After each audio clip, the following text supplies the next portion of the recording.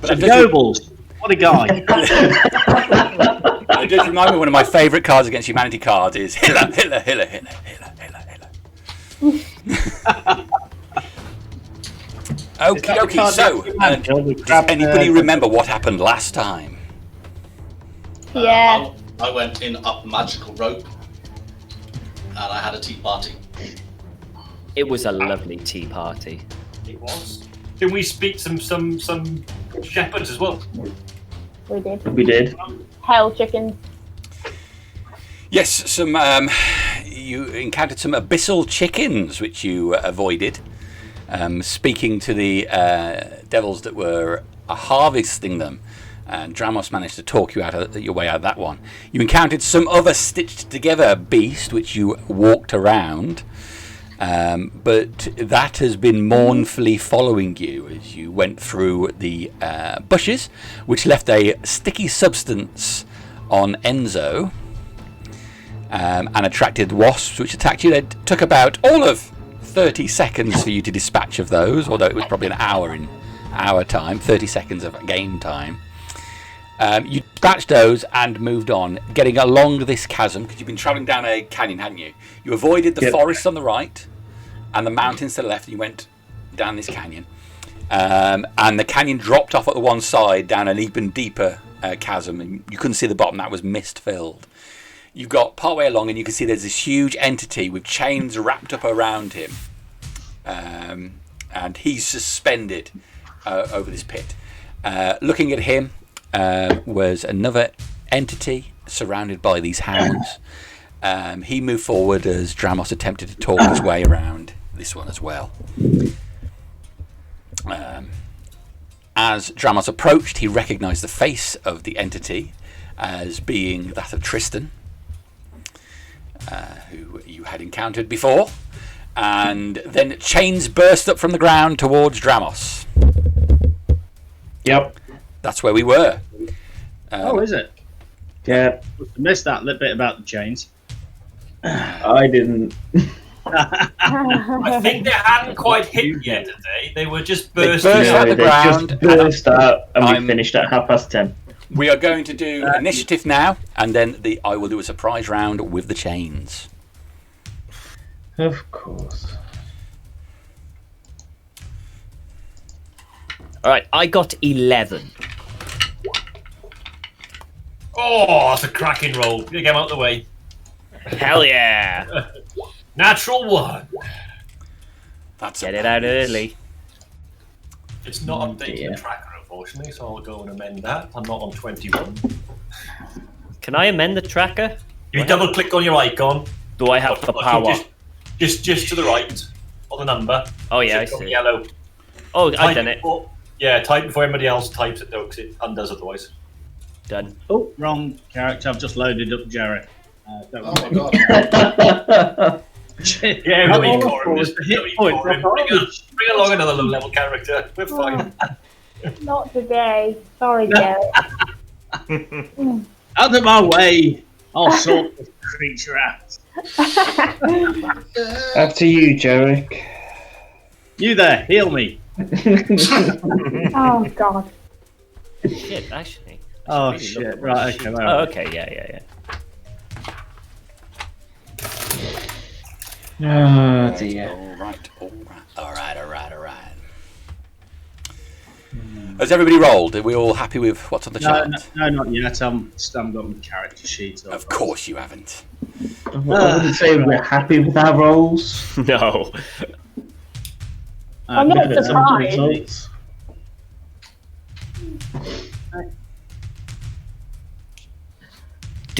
Dun. Bollocks. That rolled off the 18. Does it come up on the... No. No, it hasn't. Right, okay. Well, I'll fill it in because it's nice and easy. Oh, So I have Oh, got there the it is. turn order box. Does that automatically update then? If you click on your token and then press initiative and you've got roll 20 and D&D Beyond connected, it'll update it. Alright. hold on. I've already rolled my initiative, but I'm just... Ah, right, okay. I bet it's not there.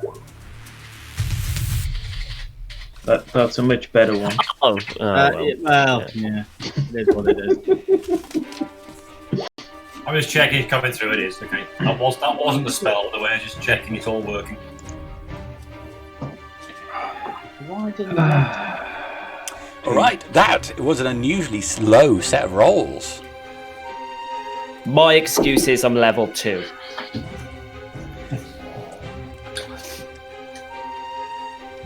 That's a bad miss from everybody.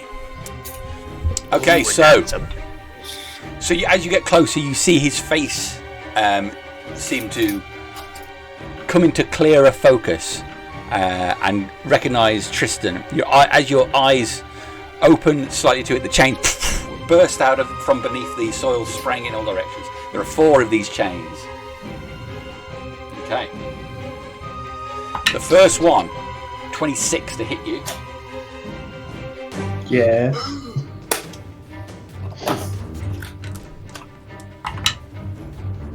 Okay, 11 points of slashing damage. Mother Hubbard. And you are grappled. there we are. Got it. Second one, 17 to hit you. Yes. 15 points of slashing damage. Ouch. That Okay. one also grapples you. 16 to hit Okay.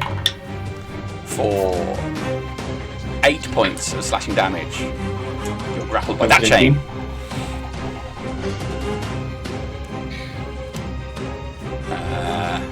And the final one, 27 to hit you That's it. for another 12 points of slashing damage, and that one also grapples you. So the chains burst out of the ground with spiked ends wrapping around Dramos' arms and legs. And as they tighten on him, you can see all the spikes on pierce the skin and blood start to run down the chains toward the ground. Presumably, Dramos is stoic about the entire thing. Kind of, yes. A grimace will cross my face. All right. So.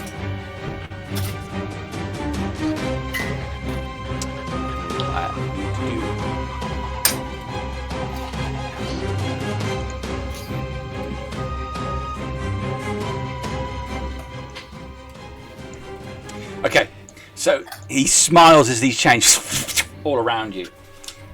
His hounds stay put. He smiles. I'm done. It's Corym's. It's not Corym's go. Corym's much lower than that. Could you reset it? I was when I was messing around because I had our life and character. Okay, so it's Gartok, unbelievably, at the top of the round with initiative of 13. With advantage on that roll as well. Yeah. Oh god. Gee. We rolled bad. The big thing that's in the pit there with all the chains on it. Roar! You can see his muscles bulge as he pulls against the chains. And as he pulls against the chains, you can see, in much the same way as the ones on Dramos, they've got spikes in which cut into his flesh and cause blood to run down his arms and the chains. The chains sort of disappear into the mist below. Okay, Gartok, go for it. In reaction to seeing what's happening to the Dramos, my first thing is I'm going to bonus action rage. And I will charge forward. 10, 15, 25, 30, 35, get right in his face. Okay. Those hounds that are near me, are they medium creatures? Are they big? They medium creatures. Are they like Black what of I see skin. with Dramos? Similar, I suppose. Similar. Black of skin with a glowing red to their chest. Smoke pours from their mouths. For my first attack, I would like to basically Sparta kick that one that's next to the cliff edge off the side. This is Sparta! Essentially, yeah. Okay. So that'll be my first attack. So is that what, athletics, to see if I can do it? Yeah.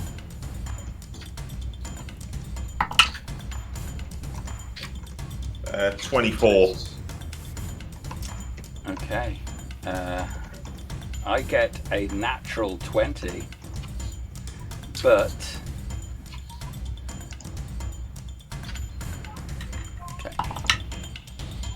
okay. So you kick that one, and he goes to the edge of the cliff. His claws scrabbling at the sand as he goes over the edge. All right, and then for my second attack, I'll heave the mace on my back and swing it at the guy with the chains. Okay.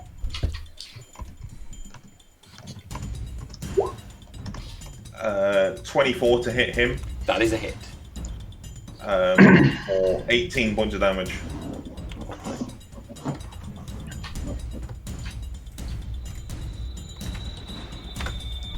Okay. The mace slams into him. That's me done then. All right. So, as you do that, he, extending his arms forward, he lashes forward. He's got two chains wrapped around his arms, and as he brings them forward, these two hooked chains swing towards you, Gartok. Are you raging? I am. Okay. It's going to be a 17 to hit. That's exactly what you need. That is going to be 10 points of slashing damage. Okay. And you are grappled. Okay.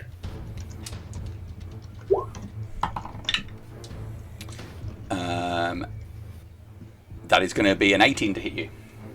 Yep. For 11 points of slashing damage, as another one of these wraps around your arm.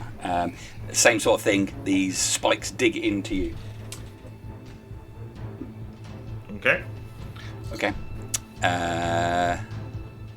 That is that part done. So the hound that's next. No, this hound here will move forward, and so will this one. Right. I'm just going to do a roll there. Yeah. Okay, the one that you kicked over the cliff, you can just see his top paw on, and he managed to pull himself up, although he uses everything he's got to stay on top. He does not get an attack.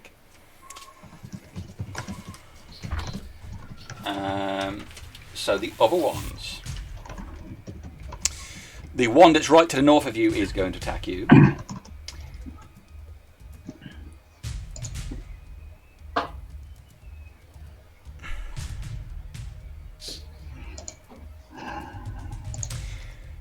He will open his mouth and belch fire over you.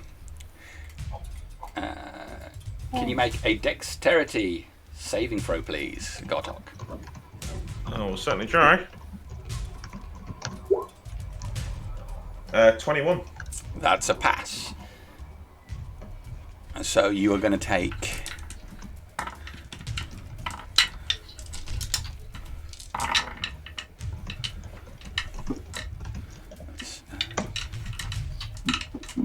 $22 points of fire damage to take half of that, 11 points. And I can then half it again for my resistance. Okay. The other two are also going to belch fire at you, so Gartok just gets engulfed in fire from all directions. Can you make 2 more dexterity saving throws, please? 17 for the first. Yep. And 17 again for the second one. So you're moving around like mad, being... is there any penalties for dexterity saving throws while you're grappled? No? It's restrained, isn't it? No, grappled just means that you've got movement speed of Yeah, 0. movement speed. All right. So from the second one, you're going to take 32 points of damage, so half that for you passing the saving throw. Okay. And the last one here is going to be 26 points of damage, so half it because you passed the same throw again. Okay.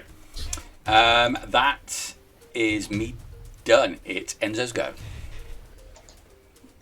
Right. Okay. Quick question. What's that aura around Harbinger?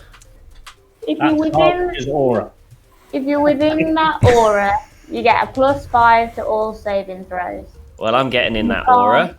You can't be charmed or had fear effects on you either. That is Oh. the Harbinger's musk. It's Oh, so yeah. musky. Okay. 1, 2, 3. Obviously, she's going to go into combat, so. I am gonna run. You can see me just waiting on the spot, so eager. 4, 5. I think I'll just do a vicious mockery on the chain dude, I think, or at least attempt it. Could you Chain make a dude. dex save for me, please? Can he make a dex save? Is it his specialist Yeah. subject? He's not looking good with a 9. Oh, he fails! I get to do damage! So what are we using here? It's just a d4. Vicious mockery. Vicious mockery. What are you going to say Vicious to him? mockery. Oh, shit.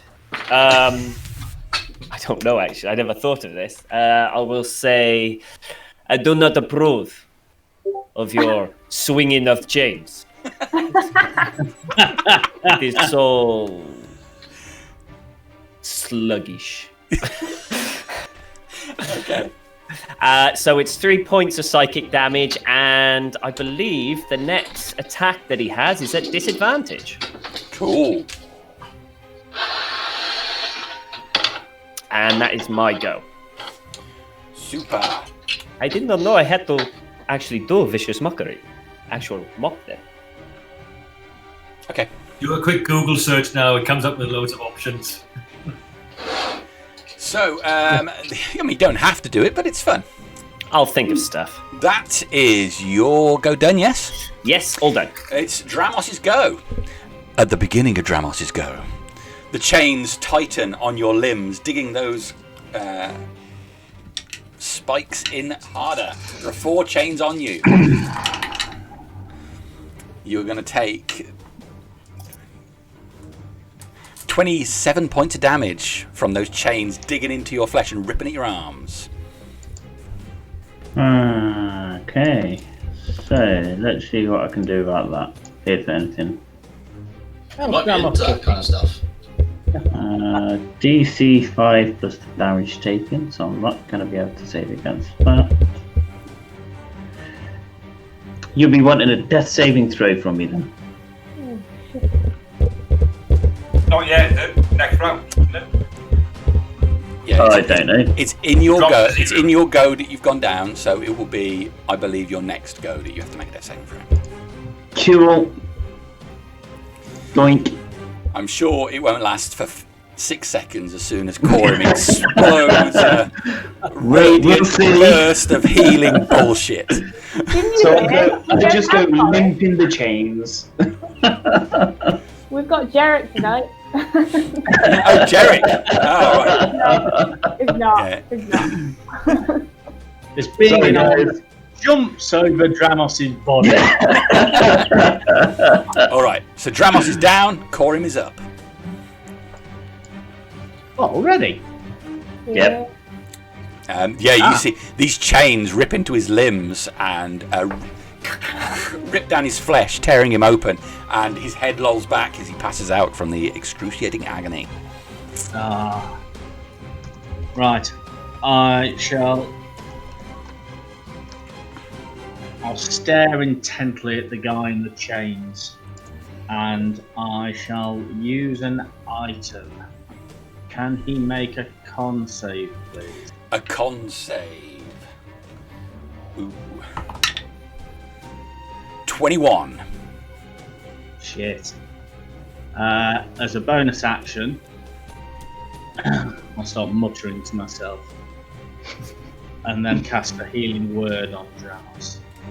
Thank you. I hate you so much. Okay, even though Dramos went down, those chains are still wrapped around him, and you can see still digging into his flesh.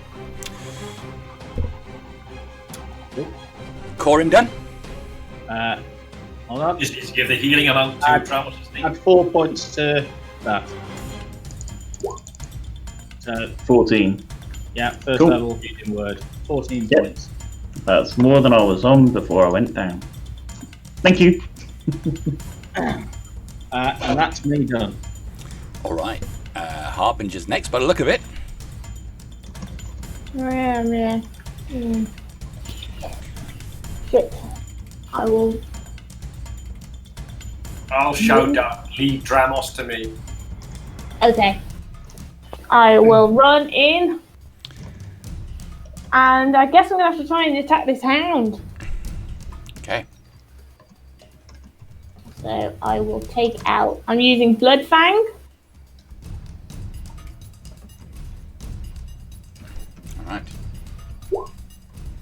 That's only a 14 to hit on the first. 14 to hit on the first hound is a miss. That's a shame because that was a lot of damage. So really, there's flames just dying down around Gartok as you run up. This hound has just clawed its way back up on top of the cliff face, and it sort of rolls in the dirt as you slash down at it, narrowly avoiding you. I will try again. Go for it. Rearrange my sword and go in for a second swipe. That's a natural 20, isn't it? It is. Is it? Yeah. It is. It's all displaying it differently. It's very confusing. 35 points, isn't it? Is it rolled It max is. damage again?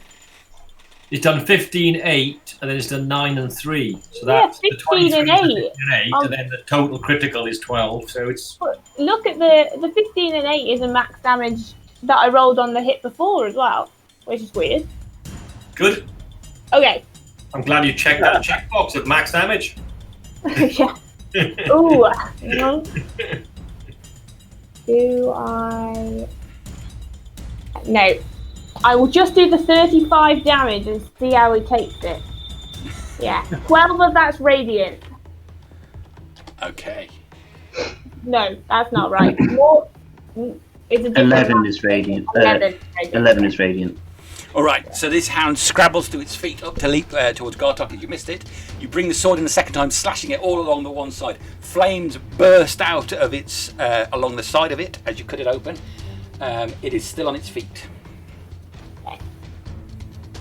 Okay.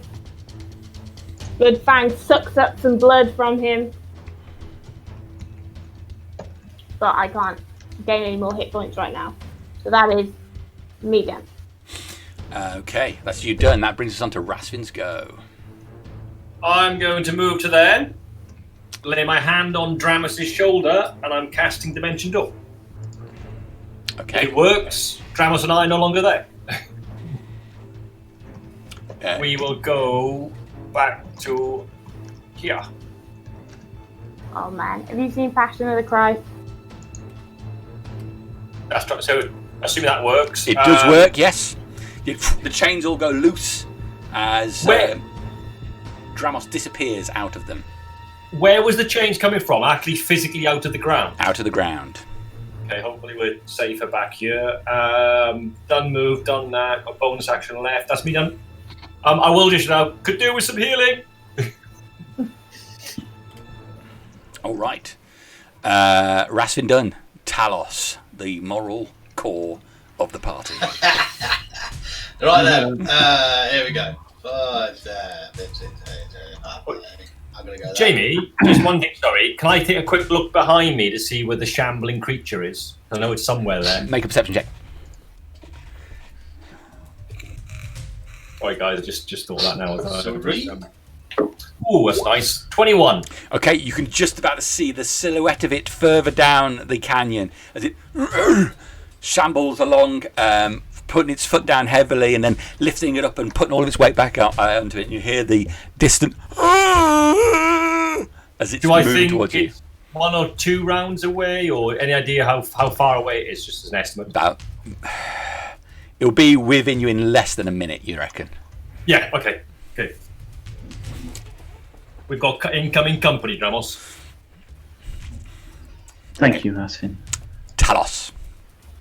Right, so I've moved, and I'm gonna say, can the chain guy roll a Constitution save of 13 or more, and I'm gonna blind him. Ooh, that's a 26.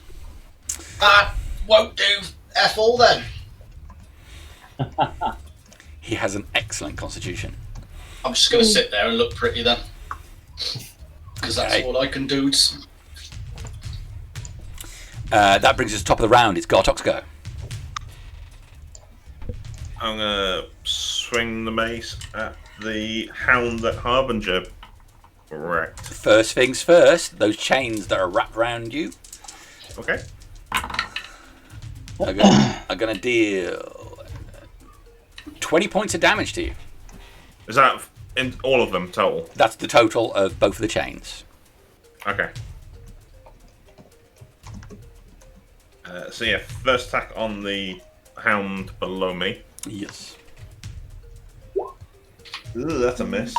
Oh dear. And I'm going to shout out in giant to the large creature.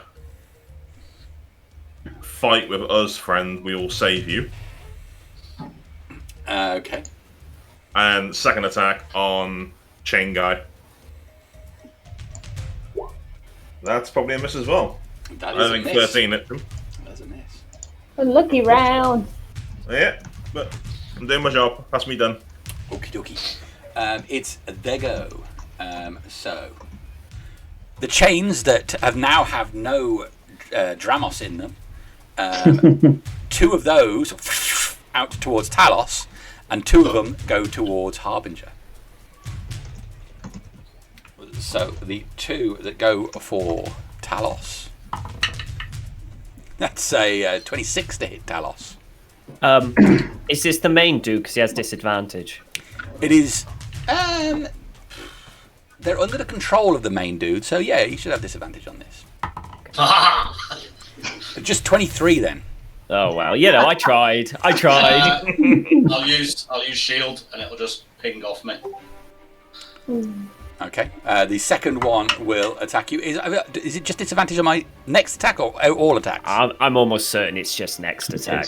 Just the one. All right. 25 with my next attack. Yeah, that'll go. That'll get you, will it? Yeah. Cool. Even with shield, Cool. Let me just double check.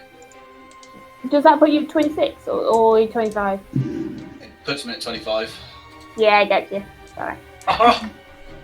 All right. You're going to take 10 points of slashing damage as the chain wraps around your leg. Ooh. And you are grappled, Sunshine. Oh, dirty. Okay. The other 2 chains going for Harbinger. That is an 18 to hit Harbinger. And then the second chain is 25. Yeah, that's like a 1. That is 11 points of slashing damage, and you are grappled. Okay. The remaining hound that...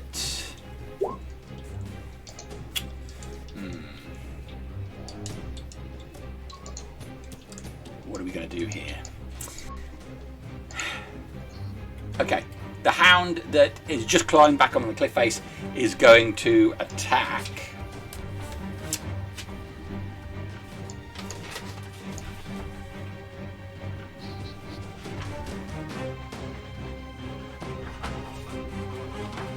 No, that's the hack page.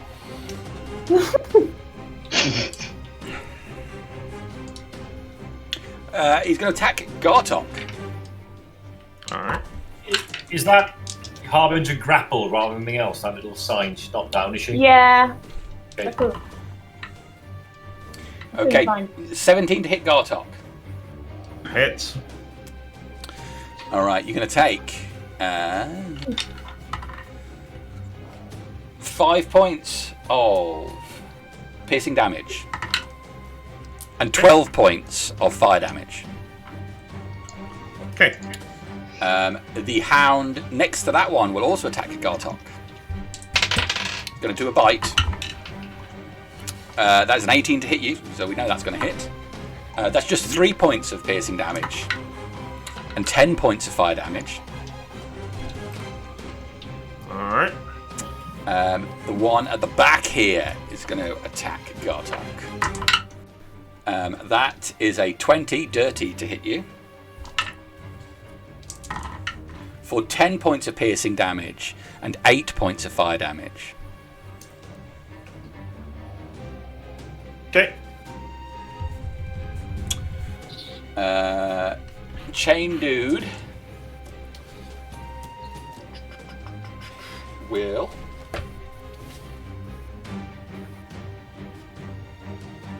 press his attack with the chains. That's going to hit you, so you're going to take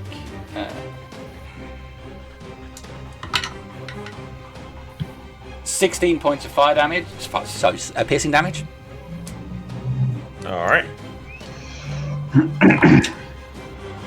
And the other one does another 10 points of piercing damage. Okay. I'm looking at the moment. I'm getting down there. I'm down to about roughly a third of my health. Okay, this one at the top here will move out from the rest of the group. So move past me to get an opportunity attack. He does provoke, yes. See if I can hit it. 25 to hit it. That is a hit. No. 17 damage then. 17 damage. Okay, you slam into him, but it does not slow him down. So he runs past Talos, who is grappling with one chain, opening his mouth and down towards Enzo, who said such unpleasant things about his master. Okay, that's a dirty 20 to hit Enzo. I'll hit. For 10 points of piercing damage. Okay. And 9 points of fire damage. Okay. This is more bites down on you, and as the teeth sink into you, fire just bursts out, singeing all of your clothing along that one arm as he tears it from side to side. The large creature extends his hand towards behind where this chain thing is and says, "My hammer!" Which you only understand if you speak giant. "My hammer," he shouts. I'm done with that. It's Enzo's go. I am gonna disengage and run. 1, 2, 3, 4, 5.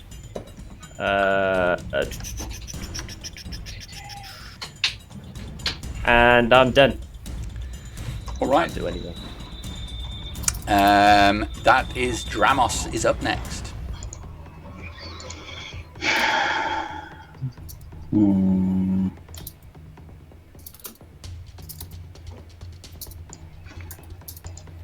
How far away am I? Do you know the chains, Dad? Do they look like they're attached to him? They coming out of the ground. You glance over towards him. He has a mass of chains on him. Some that seem to dangle into the earth. You couldn't say for certain. There's such a plethora of chains. Could the chain man make a wisdom saving throw, please? Okay. Well, he has studied in the monastery of Salazar. Yeah. But he did not do well with his studies. Oh, sorry, it's an intelligence. Probably worse. It's worse. He gets a 10. Okay. He gets a 10. He takes 6 psychic damage. Okay. And more importantly, he takes, on his next saving throw, he reduces that throw by 4. Okay. 1d4. All right.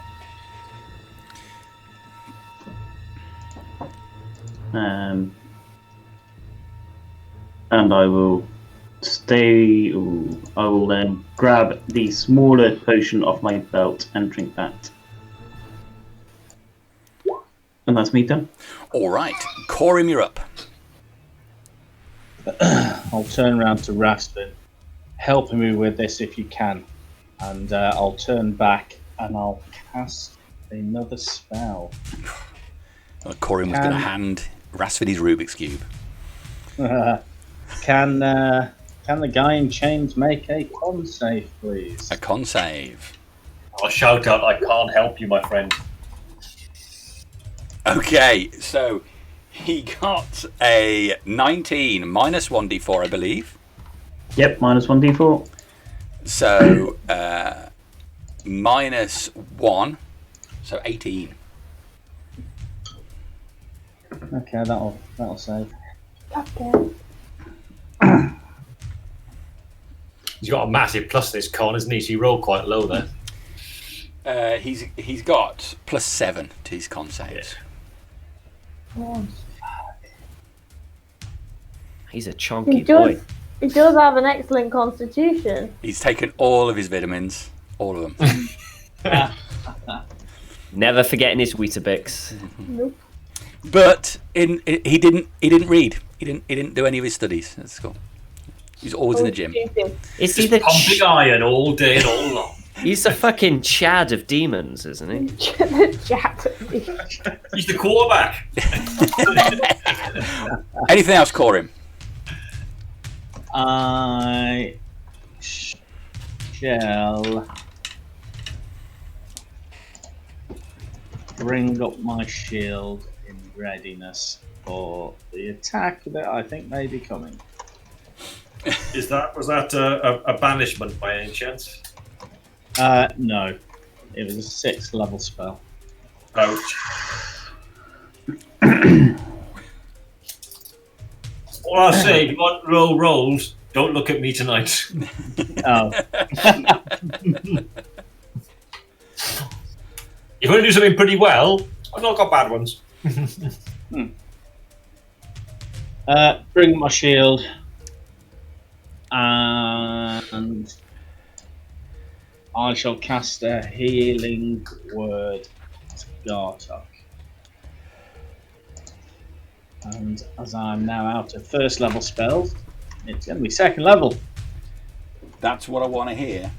That is what I want to hear.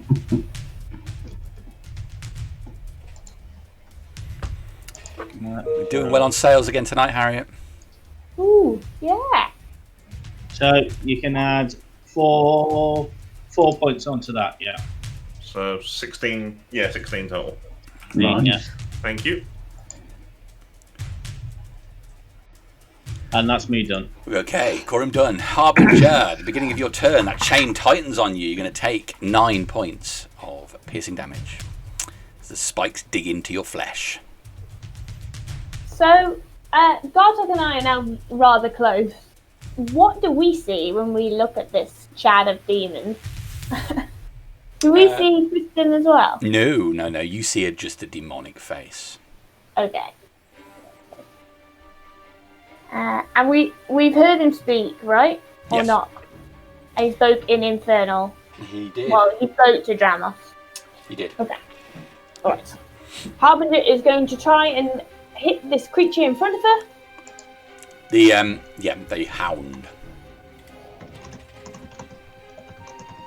First attack. Why? I got 14 to hit. That's pretty shit. Yes, that's a base. Second attack. That's a bad miss. Come on. 18 to That's a hit. hit. Okay, that's 12 damage. 1 of that 12 is radiant, if that makes any sense. Alright, you slash into the blood fang, ripping through the other side of the body. The momentum of the sword takes him off the cliff and he disappears into the mist. He is out of there. God, I wish I could move, but I can't. Yeah. My sword allows me to take a attack on a creature within 5 foot of an opponent in the case that I kill someone. And I was just wondering if when I pull Bloodfang back, whether I could try and swipe through one of the chains that's holding it. You can definitely attack the chains. So I will roll an attack. Is The that right? chains are acting exactly like Dramos' animated objects. Oh, okay. So they have their own AC and hit points and everything. Which one are you doing? The loose one or the one that's grappling you? the one that's grappling me. All right, swinging your own leg. That's what I like. I once again only got a 14. Okay.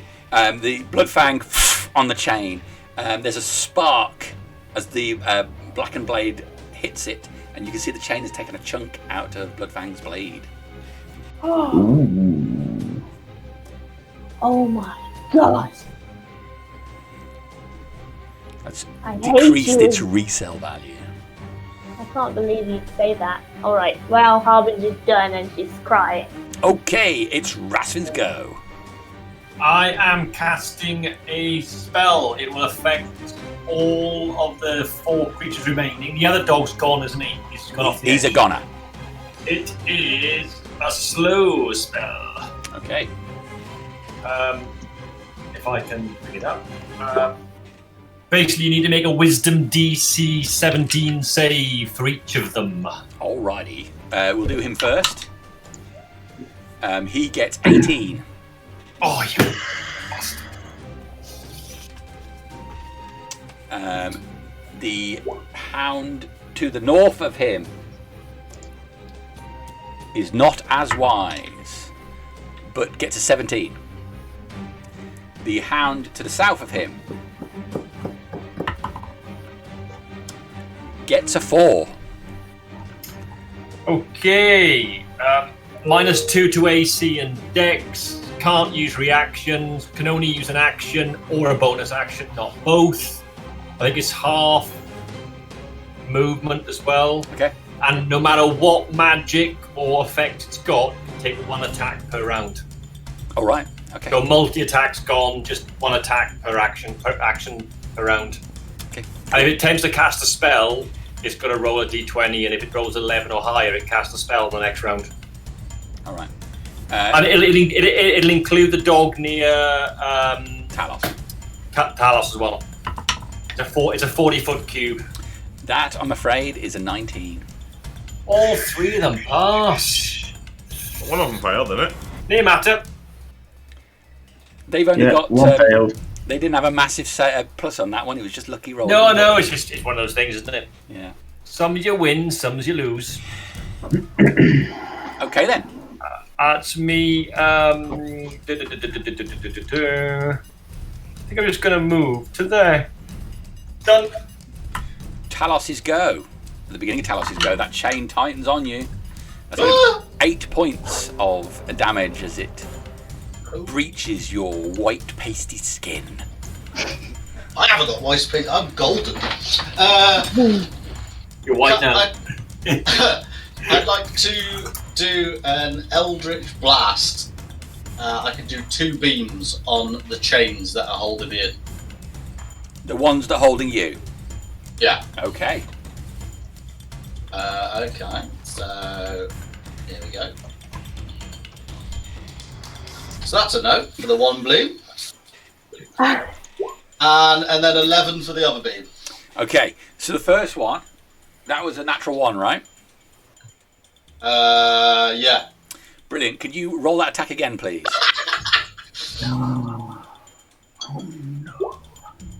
Natural 1. Okay. Just a load of dirt sprays up from the floor as your blast smashes it. Because you were shooting at a chain wrapped around yourself, there's a risk. Yeah. The second one as well goes wide, so you don't get on it with either of those blasts. Buggery. Okay. As a. That's all I can do. That's it. Cool. Top of the round, Gartok, you're up. Am I taking damage? You are going to take some damage.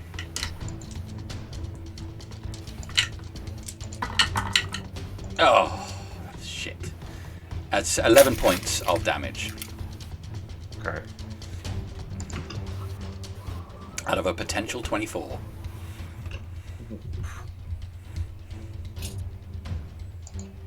Obviously, I'm grappled by the chains. Harbinger's also grappled by the chains. Mm-hmm. Can I try and grab Harbinger and pull her closer to me? I'm willing. but the chain sort of disappears into the ground. So. Oh, I thought it was like coming like from near him, and no, it burst out of the ground from where Dramos was stood, and that's where it's. I see. Okay, I thought it was like coming like from near him and then out to her. No, a Harbinger did look a second ago, and there were chains draped off him, but these chains come out of the ground, so she couldn't see if there was a connection or anything. And you look around, and you can't see there's a connection. It did come from the ground behind her. It's like in pretty much around this square here, and you can see a couple more of them. So one is round Talos, and the other one is coiled like a snake, ready to go at him. And there's another one going for Harbinger as well. But they're over in that square over there. Fair enough. In that case, then, I'll just put my 2 attacks on Chain Guy. Okay. Come on. 19 to hit him. That's a hit. Yeah. 13 points of damage. Okay. You slam him, chains rattle.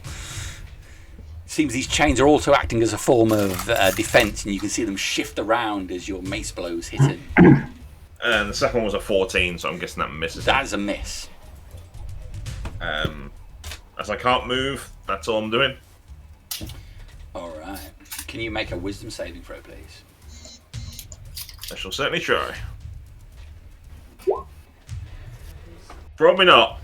Even with Harbinger's bonus, that's not great. That's a 12.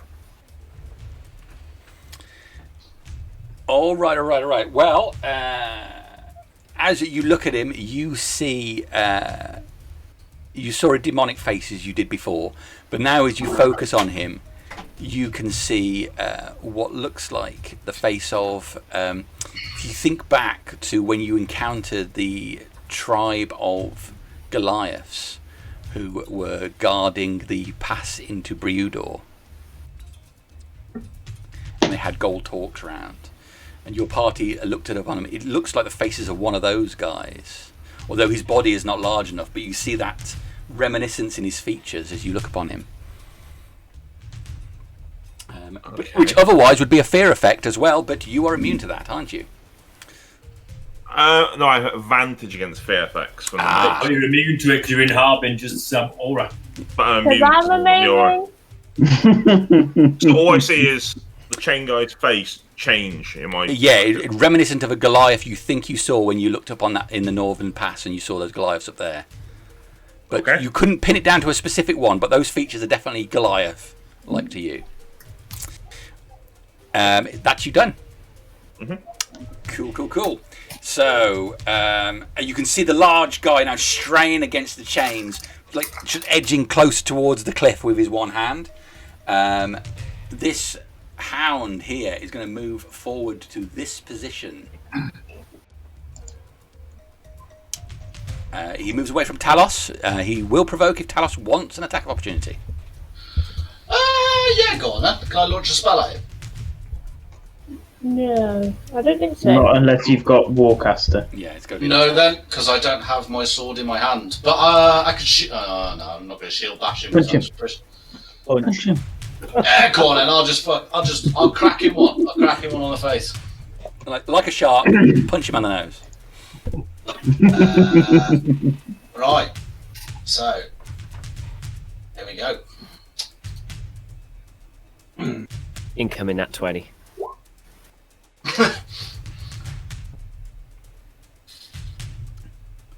14. 14. That is a miss. You swipe down at him, but he ducks out the way, gets forward, pounding towards Corym, opens his mouth, he gets forward and bellows fire out, which is going to encompass all of Corym, Dramos, Rastvyn, and Enzo. You all need to make a dexterity saving throw. 16. Oh, what a waste of an at 20. I got an 18. An 18. Okay. Just Rastvyn then. 21. Everybody passed. You're only going to take half damage. How do you know you done? Might be fucking enough for me. It might be enough as well. So we'll see. All right. That was a lot of dice. 24 points. 24 points of damage, halved. Oh, half. 12, isn't it? Yeah. Oh, I'm still up. Yeah. Runs in, planting himself before you, legs wide. Flames burst over your party, engulfing your clothes. Okay, so that's him done. Talos, that chain that's still loose. That is a 22 to hit you. A 22? Yeah. I'm going to use my Arcane Reflection, and it's a no. Arcane Reflection, what does that do then? Just increase your AC, does it? I can either choose to increase my AC or increase my... Where is the words? Where is words? I can increase my AC or I can increase my saving throw. I don't know what that means. All right. Well, the chain that's on you currently will make another attack. That's a 24 to hit you. Ah, do I want to use a fucking... Yeah, I'm gonna have to use a shield. Is your arcane reflection? Is it a reaction? Reaction. Oh, yes, it is. So I can't do it again, can You I? spent your reaction, yeah. I spent reaction, yeah, so that hits. Does it last all the round, the Arcane Reflection? Yeah. Okay. Where it affects the animated objects. But it only ups my AC another 2. All right. You're going to take 11 points of damage from that chain that's wrapped around you, tightening on you. Oh yeah. In the same vein, Harbinger, there's one chain on you. Yeah. That is a 23 Yeah. for an additional 9 points of damage. Ah!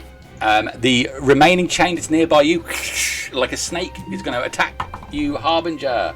That is a 22 to hit you. Yeah, that will hit. Excellent. That Oh one. no! Oh yeah, well. Sorry. I got confused. I was like, oh no, that's my armor class, and then I was like, no, it's still hit. Okay, so you're going to take 16 points of damage from that one, Ah, and that one grapples you as well. that one's been sharpening itself every day. The two chains that wrap around Gartok will. That's a 19 and a 17. So those. Both hit. Okay, so 8 points off the first one. Okay. And 11 points off the second one as they again just tighten and rake down your flesh. So the rather lethargic looking hellhound. Ooh, sleepy.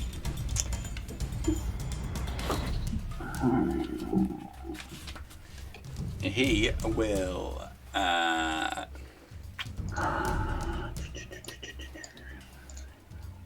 attempt to bite Gartok. He can only do one action, I believe. Is that right? And he has a minus on it.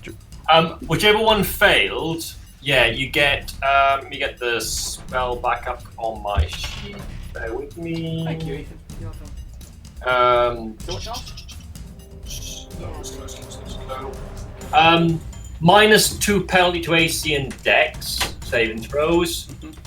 Can't use reactions. Can only use an action or bonus action, not both. Only take one attack. That's it, I think. I don't think it gets a negative to its attack. It's a 17 to hit Gartok with that. It hits. All right. So from that bite, that's the wrong dice. From that bite, that is 10 points of piercing damage and 7 points of fire damage. Okay. So that one leaps at you as the same as when it went on Talos. Bites in, teeth pierce your flesh, and flames lick out on either side, burning your flesh. Jamie, Yes. sorry, they get a wisdom save at the end of each of their turns to dispel the slow spell of the waste. At the end of this turn, they should take another Wisdom save. save Wisdom is 17. 9, so that's not. Okay, still like it. Okay, so the hellhound on the other side will also attack Gartok. getting only a 15, so that one's a miss. How's Gartok looking? Like shite, I assume. I've taken a lot, but I'm still standing. After all this time. I've got stuff. I've got stuff I can do. Percentage-wise, how are you looking? Especially on about 15%. 30s, Just roughly near. 30%, Right. around that area. I can't do the math right now. Can't be asked, but No. Yeah. I don't need it exact. I'm just. We had a Yeah, minor if you're not disaster like you're there. about to fall over. I dropped the gold dice on a dark floor in a dark room. I couldn't find it. It was a disaster. Don't worry. I got it. Okay. Enzo, you're up. Okay. It's not a huge amount I can do. 1, 2, those 3 there. There is one thing I could do, but I really don't think it'll help because it's such a low-level spell. How much damage have we hit on the 3 in front of you, Gartok? Have you been wailing on them quite a bit? I wailed on that one, and then Gartok did a fair bit. I've hit the chain guy a handful of times, not a whole bunch. I've not hit the other 2 dogs, I don't think. Chain guy's still looking confident. I don't think it's worth a sleep then, particularly if it's level fucking 1. I wouldn't say it's in that range now, based on what You I've know done. what then? I'll do a vicious mockery on the chain dude, please. So a dex save for me, please. A dex save. Yes, please. Very low, if you wouldn't mind. I got an 8. That's a fail. Okay, that's 3 points of psychic damage and disadvantage on your next attack. Okay. What did you say to where I am? I said, I don't know. I didn't expect it to hit. He looks at you, waiting for a moment for whatever he's going to say, and I just give him a looker. you confound him with Nothingness. yeah. Give There him we the go. finger. Yeah, I just go. And I'm actually probably going to move here. Yeah. And no one's down yet, are they? Oh, not quite. Who's chained? Me. Harbinger, Talos, and Gartok. It's not going to help. Okay, that's the end of my go. All right. End of your go. It's Dramos.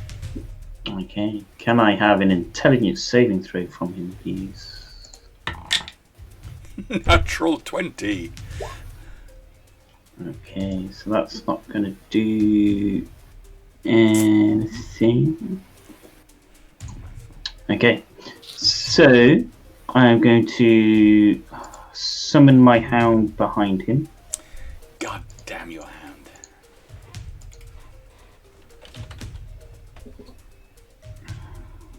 Hound on hound action. It is on the chain, man. Saw a film called that once.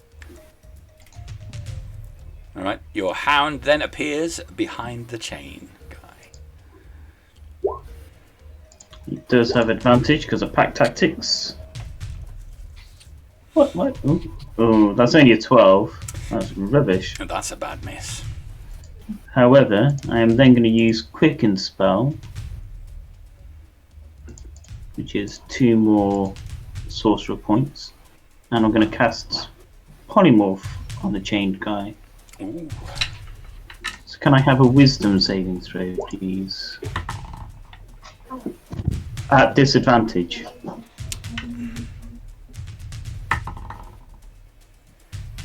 A disadvantage. It's a 15. That's a fail, thankfully. Okay. He's going to be turned into a scorpion. A scorpion. Okay. How big a scorpion? It's a tiny scorpion, just a normal scorpion out of the beast range. Tiny scorpion, movement speed of 10, and it's a tiny creature. And I'll shout out to Gartok, pick him up and throw him down.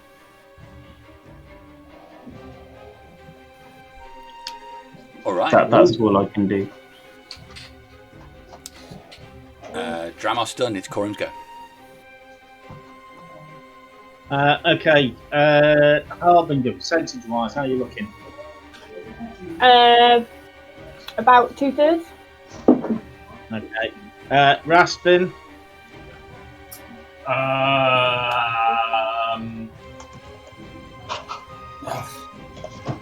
30-ish%.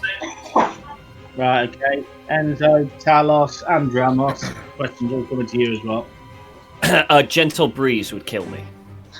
I have gone. In your general direction. I have gone through the door of death, and I'm currently having a conversation with him. About 25%. Right. Okay. I shall move to the other side of the creature there. I'll, behind my shield, mutter a quick prayer to Darius, and I shall channel divinity. I'll stick 10 points into Dramos, Rastvyn, Gartok, and Talos, and 15 points into Enzo. Sorry, how many Following that, points into me? 15 points to you, 10 15. points to everyone else. Thank you. Thank you very much. Following that up Nice, will nice. be a spell, which will be cast at 4th level, and it's a mass healing word.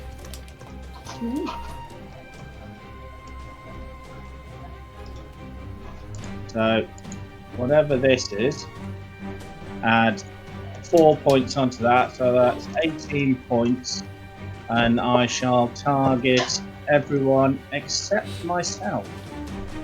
So everyone can take 18 points of healing on top of anything else they've received.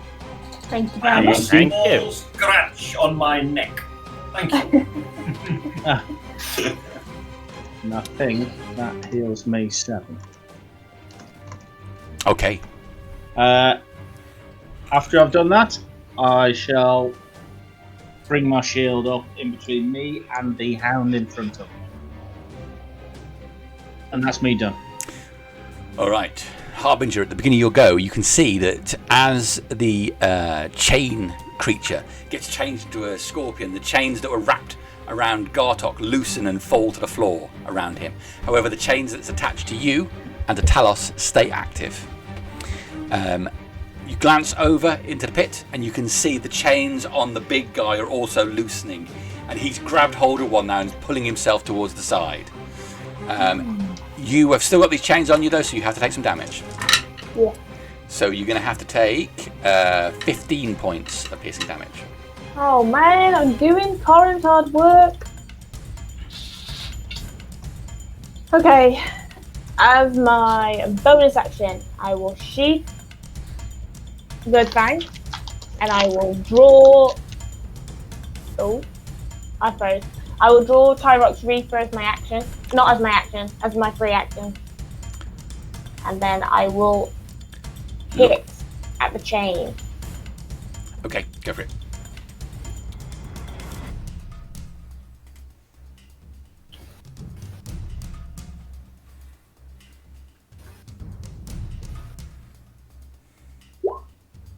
The 17 on the first attack. That's a miss. It's, well, not a miss, it's on the chain, but doesn't get through to do any damage. Okay. I will swipe again. Okay. Come on. Oh, typical failure. Again, it bangs upon the chain, one of the small pieces of gem on the red stones that forms it cracks and a sliver of it splinters off, skittering through the dust. That's me done. No. Okay. Rastvyn, you're up.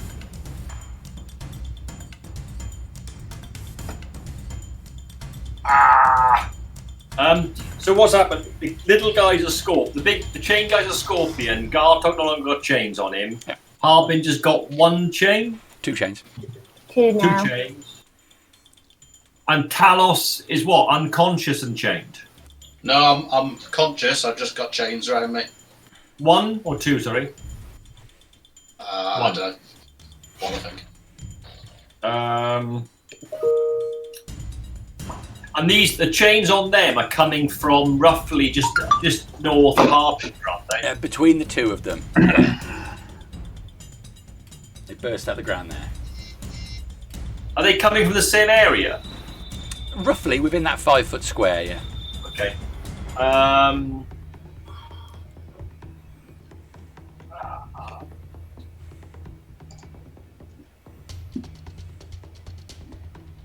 Right, I'm going to cast a spell magic. I'll display it.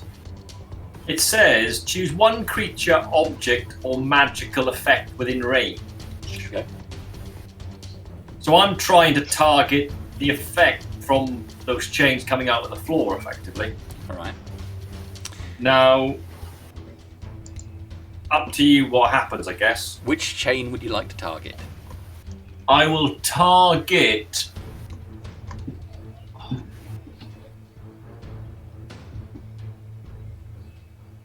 one on Harbinger. Alright. Can you make a spellcasting check, please? I certainly can. I'll just roll it.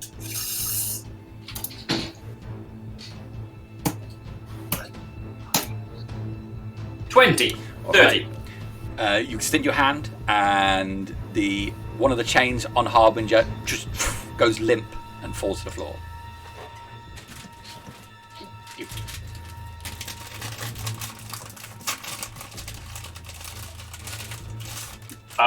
That's that done. Don't like that.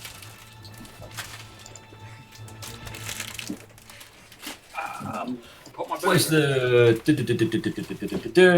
Who's after me? It's Talos, isn't it? I don't like this idea, but I'm going to move there.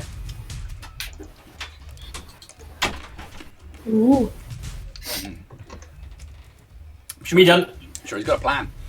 Alright. Always got a plan. So It Talos, doesn't work half the time. Yes. you've got 1 chain on you, so you're going to take 6 points of damage.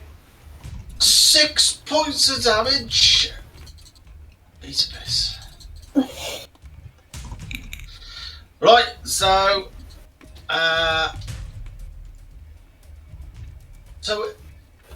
fuck it. I'll shoot the chains that are attached to me again with me Eldritch Blast. Go for it. Hooja!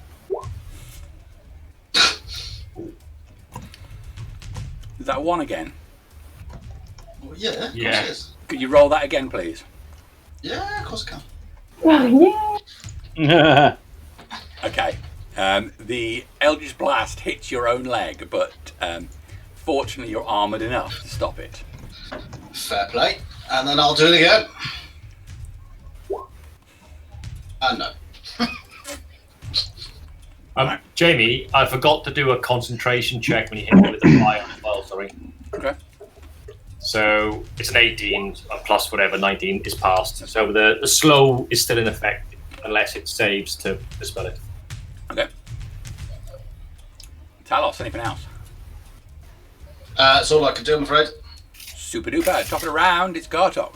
Gartok, the chains have gone loose on you.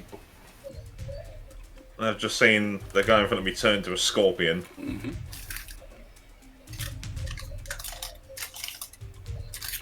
What are the other 2 hounds doing? Are they docile or are they still chomping at the bit? They still look ravenous. I know what Dramos said, but first attack Infamous Sparta kick on the dog at the bottom. Mm-hmm. I want to see if I can knock him off. 25 to beat. All right. You kick him off. Give him a save on that. 1. He disappears right down the canyon, down into the mist. I believe that the dog at the top is slowed currently. Mm-mm. You kick the one off that was slowed. Oh, okay. It was the one He's on the bottom falling that was slowly. But in any case, I'll just smash him with the mace. Go for it. Dirty 20 to hit him. And just 7 points of damage. 7 points of damage. Alright. And now that I can move, I'll step around to here. Yeah. So if he wants an opportunity attack on me, he can have one.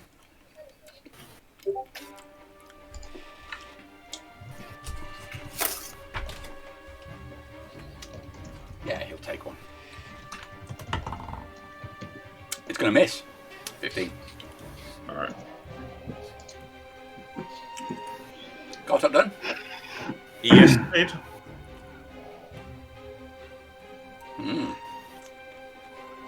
Okay.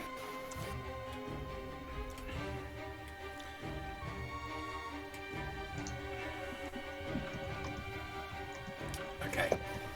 So that guy clambers up the chain onto the cliff. What is what on? And you see him scrabbling around in the dust. What does he say? What do I understand him to say? He's going, mine! Mine! I have no idea what he's referring to, so... Okay.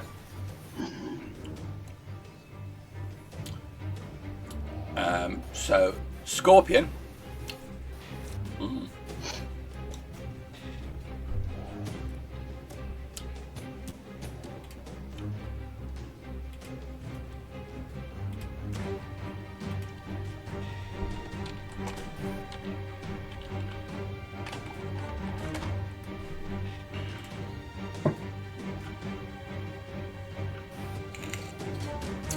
Okay.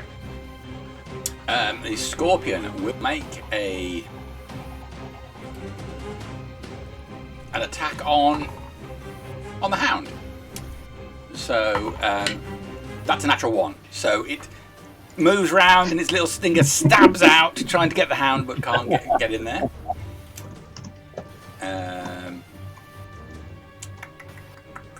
We're going to have some Hound on Hound action as the Hound to the north is going to attack your Hound of Ill Omen. It's going to hit 23.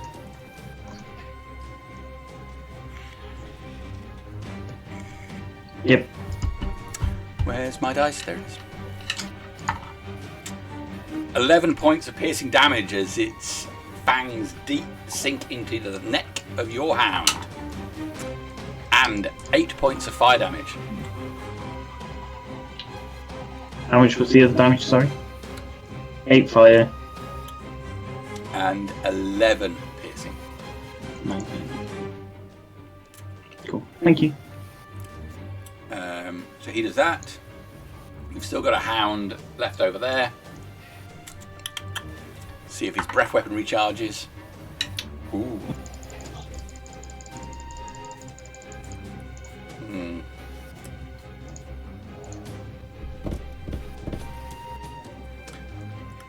I'm going to take the breath weapon attack again. It's only going to get Rastvyn and Dramos this time. Enzo's just out of range. Nah. So just a dex save from Rastvyn and Dramos, please.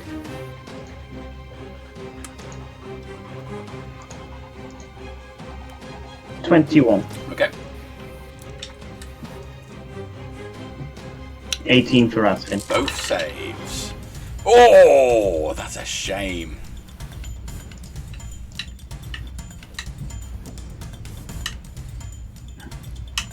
30 points.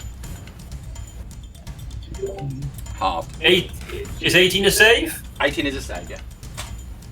It's what, 13 half, 15 then, 15 yeah? points of damage, yeah. He's still a scorpion.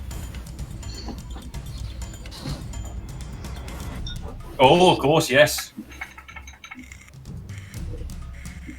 So I don't know how much longer for. Well, your hound is going to attack him. He has to, yeah. Yeah. All right, so the big guy gets up and he's scrambling. He's looking like he's going to get to all fours. But that's his round done. My hounds are done. It's Enzo's go. Okay. I am.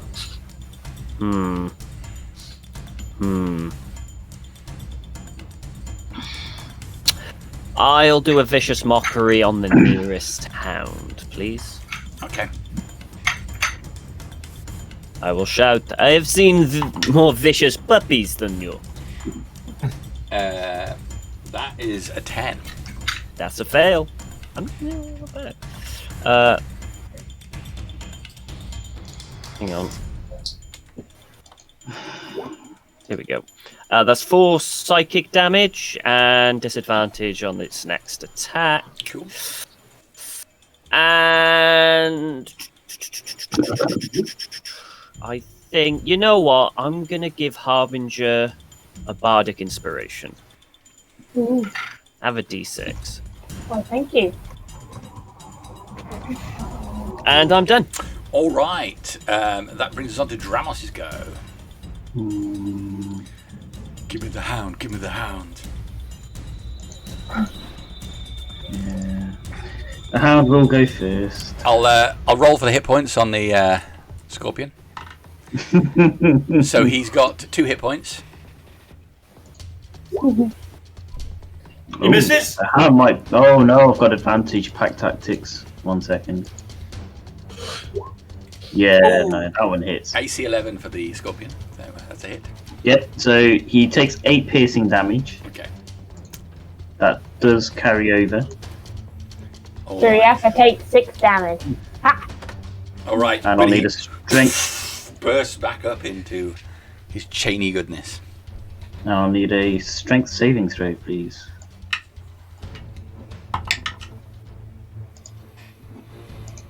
Ooh. That's an 8. He's he's not prone. Okay, so he bursts up, chains animating around him as he does. Your hound leaps on him and he gets knocked down to the ground. Groovy. Now what? Oops, sorry.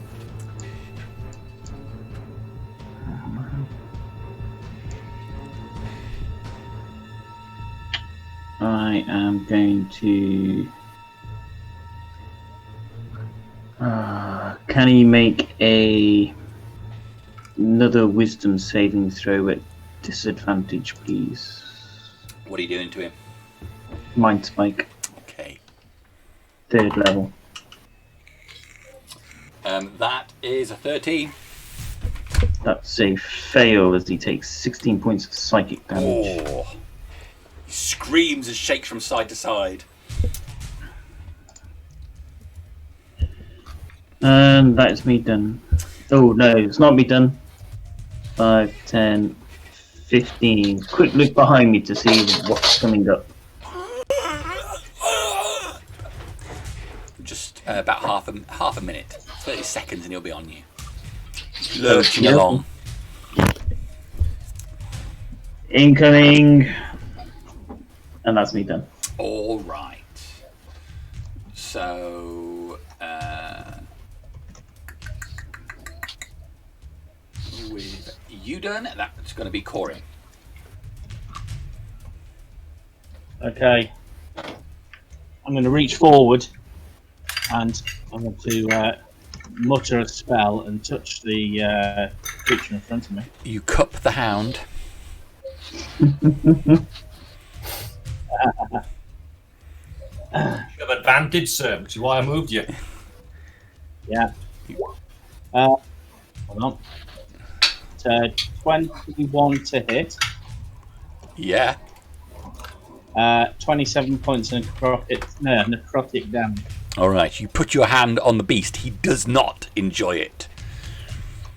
He screams out as he does gouts of fire bursting out, just falling short of Rastvyn.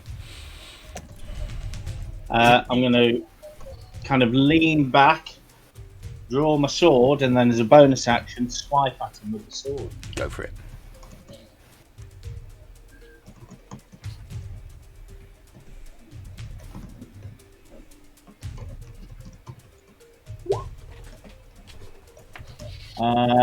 So 17 to hit. That's a hit.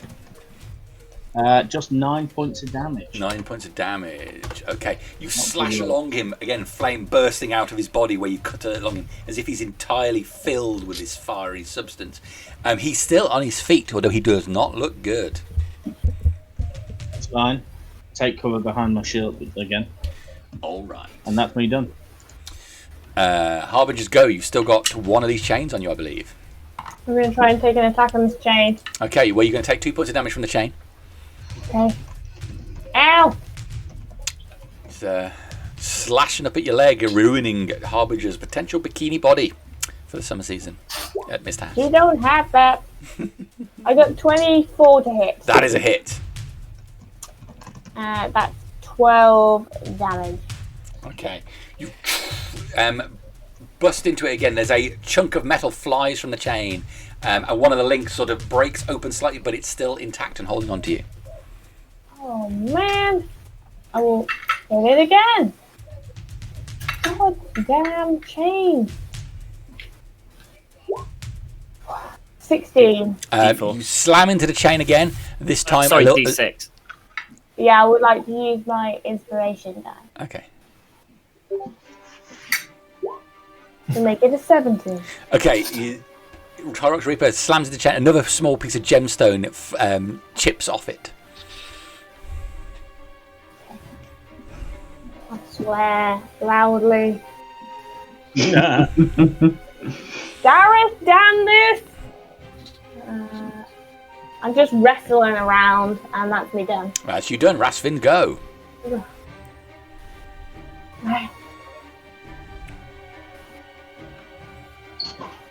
I'm going to dispel magic on the other chain on Harbinger. All right. Give me a spell casting check, please. Rastvyn is tipping. Ooh, natural one, just a 10. It stays tightly wrapped around her leg. Oh, I appreciate it then. She's going to have to wear a scuba gear on the beach. I will move to there. Okay. I don't like this fire breathing it's doing, Corym. It keeps targeting more than one of us. You move around to the when you side. attack. Okay.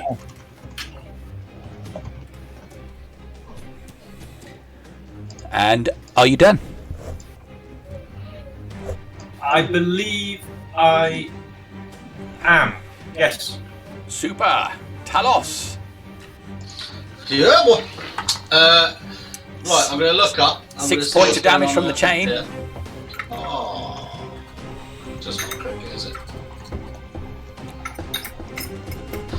I am going to use Eldritch Blast on that one. That's Okay. next to them two. Extend your arm. So that's an 18. Okay, a blast of energy flies out towards it, slamming hard into the beast. Yeah! Does it do it? Give me some damage. Damage! Yeah.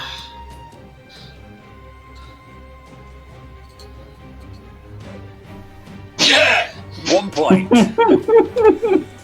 The sickly looking hellhound takes a Okay. blast, but is still up. So then the second one coming in. That's a hit.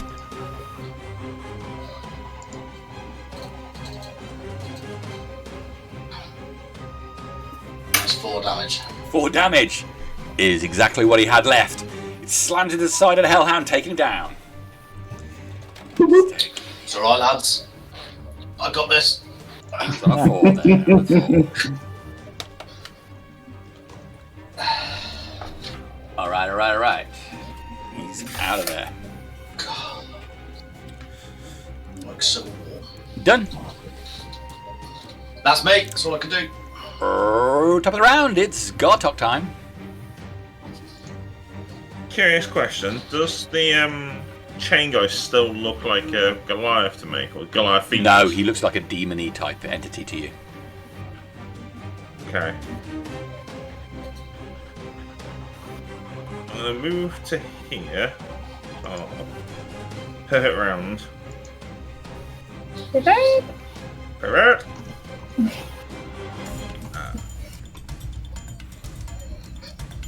I'm gonna hit the dog. As you move round to there, the huge guy is going to take attack of opportunity on you. Ooh, the bastard. Of course he was. So Okay. he pulls his hand up from the ground where he was scrabbling around and produces this huge hammer. Massive this thing is. He grabs it in both hands and swings it down at you as you move away. All right. 22 to hit you. Oh yeah. Okay.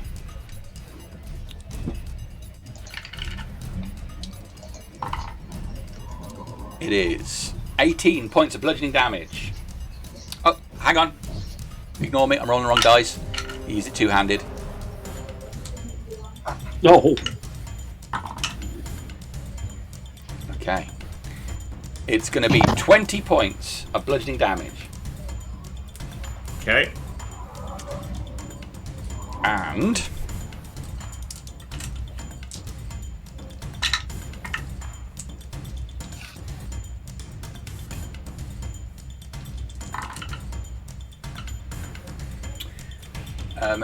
your Hound of Ill Omen takes 12 points of cold damage, Okay.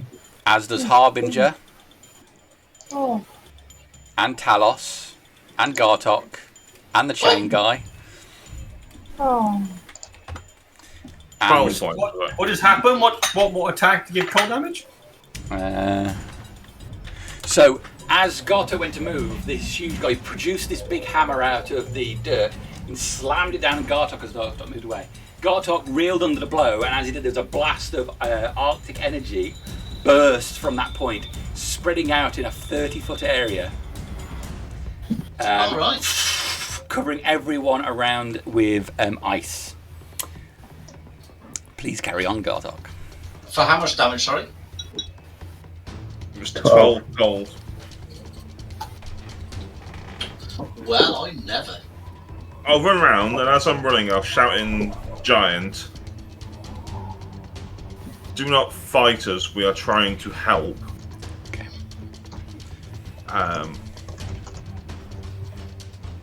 And as I swing at the hound, I'll keep shouting. See as we. No.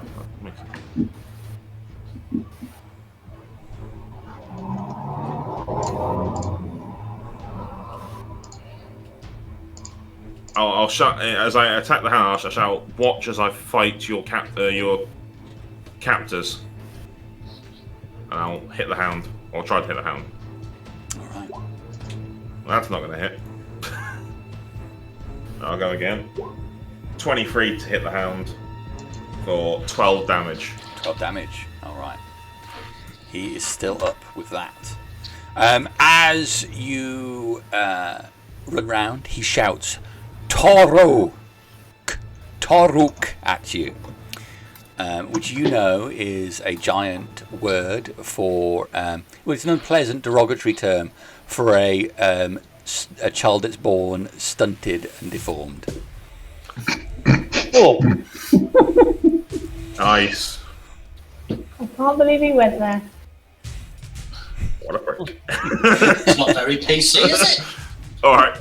Somebody needs to get the PC on that. But that's me done. I'll just move around and that's it. Attacked. Okay. So, with Gartok done, it's their go. Chain guy looks up at this guy with a sense of panic. What are your options, chain guy?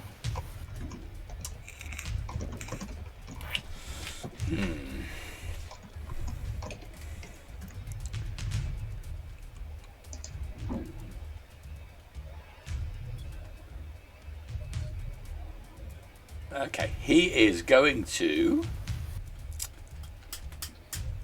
attack the Hound of Ill Omen.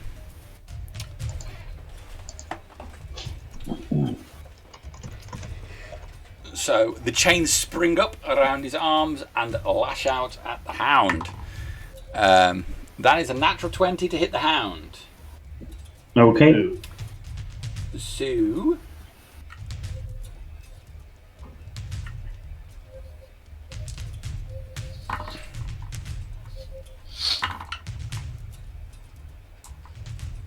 $19 points of slashing damage, and the Hound's That's grappled. enough. It's gone. Oh, no, it's not. Yep. Then he'll come in with a second one.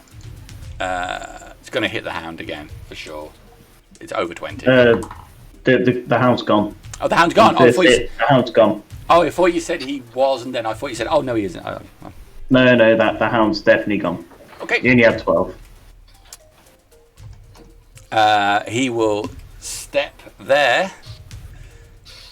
Did he provoke from me? He does provoke from you. We'll see if I can hit the bugger. No, 16. That misses. All right.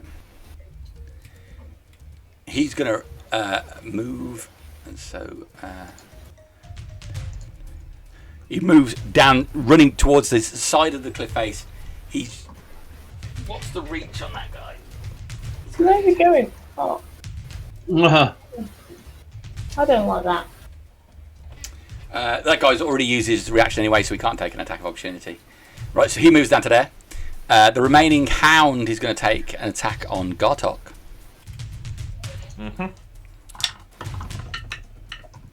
That is a 15, so that's a miss. Indeed. So he steps fully onto here now. He's going to move up.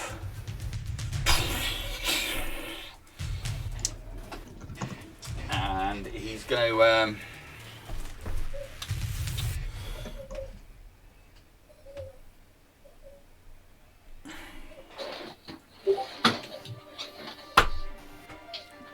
Okay.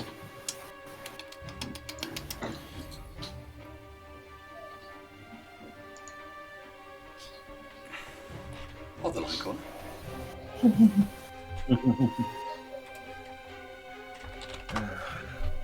Here's me trying to be nice to the guy. Never ever be nice to anyone from England. Yeah. Especially trumped up princes is my advice. Yeah, you're only gonna get killed. Yeah. Got an aura of party kill around him.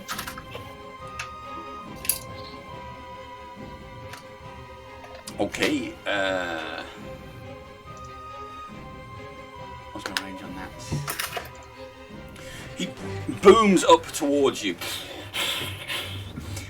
Mason, this huge hammer, so half dragging on the floor as he swings it backwards and forwards. Swings it with his arm, and it just skids on the floor, throwing up dust. He gets close, so he's within range of both Gartok and Harbinger, then extends his other arm towards Talos. Talos, can you make a Constitution saving throw, please?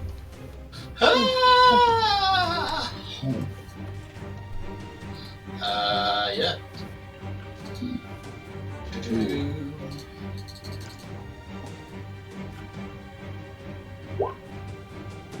Plus 5 on top of that.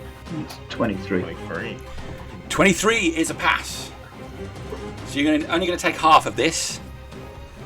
No. All right. So as he extends his hand towards you, you suddenly feel a ghastly sickness wash over your body. You feel there's something in your chest and stomach just desperate to get out. All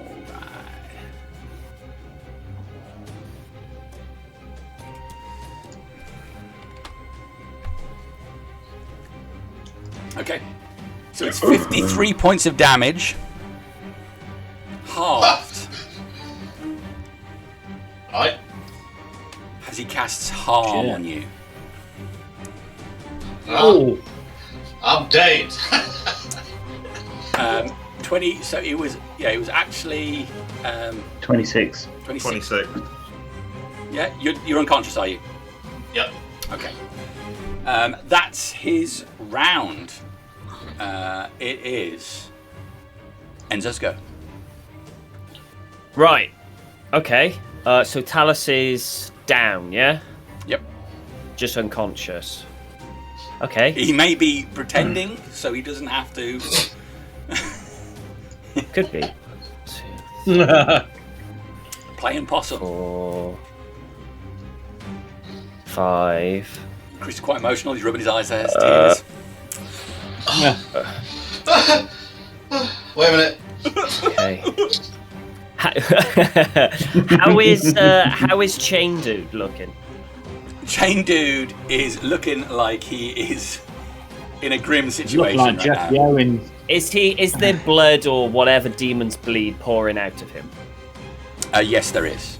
Quite a significant amount, is Oh there? yes, he's on his last legs. He's stumbling as he's Excellent. walking, as he's running away there, grabbing hold of the cliff face and trying to pull away. Fan dabby dozy. I cast sleep All right. on him. So it's gonna be 5d8, I believe. Hang on. Yeah, so I have to roll it manually. So roll 5d8. 20. Does he have less than 20? He does have less than 20. 99. So he stumbles and falls down into the earth, asleep. And as a bonus action, I am going to cast It's not just healing. him though, is it? It's a 20 foot, so I'm going to make sure that Oh, it's it's just 20 foot. Yeah, I'm going to make sure that it's not getting anyone else. Yeah, because it wouldn't affect the other thing. Well, there is a hound still up. Is there where? But it only does the remaining points left after the guy. So how many points was left after? You know what? No, because I have to target the lower health Yeah, first. you So don't I get a wanna- choice. I want to dump it all into him. Okay. I'm dumping my load into the chain guy. Dump it all into him. For which I'm sure there's a specialist site with all kinds of... And I'm going to use Healing Word on Talos. Yes, use your abilities. You get, hang on, 4 points of... Oh, plus my spell... you get 7. There you go. 7! Can you cast Healing Word and Sleep in the same round? Yeah, Healing Word is a bonus action. But they're both Is level sleep a spells. spell? Oh Or is it a shit, you're cantrip? right. Sorry, no, it is a spell. My apologies. No! Sorry, you're still down. Yeah. My apologies. Come This to is- me. Sorry. Feel the sweet embrace of death. Yeah, sorry. Damn it. I would. Oh, shit. Oh, You he's roll already really bad asleep on the now. Healing Word anyway, so it's okay. You know, It was- now well, you can redo that.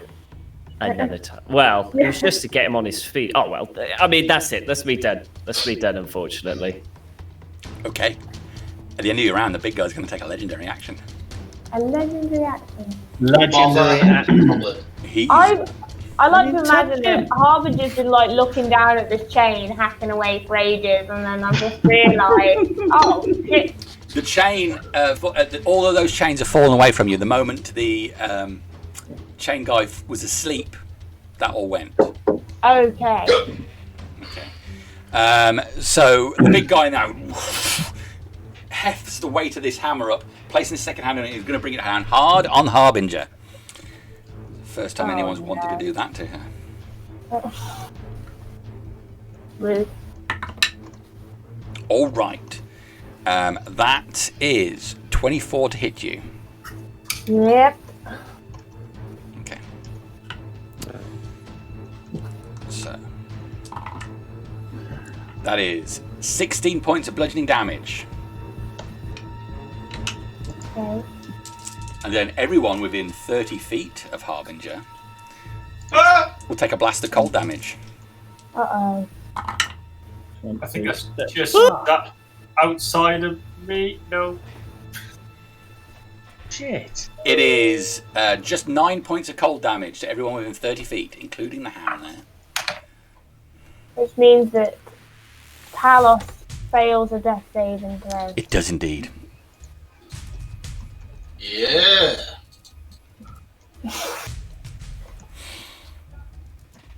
All right, I'm done.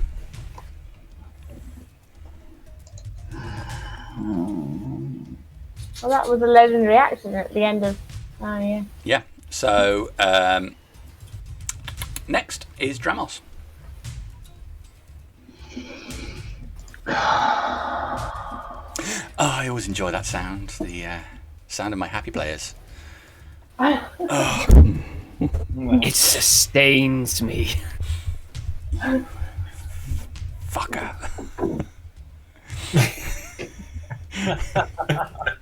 We know what to get you on a cup now, like just tears of my players. Yeah, my next mystery basket won't have cheese and chocolate in it, will it? Just be shit. Just, It'll have bottles of piss. it's from all of your players.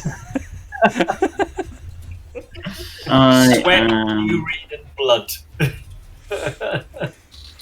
Okay, what you got, Ross? I am going to cast. You said it was like all stony and everything around on the ground, yeah? Indeed. Yeah. Okay. Oh man, this creature's like not very far away either. Animate objects. 10 little stones start floating up and attacking the big guy. Okay.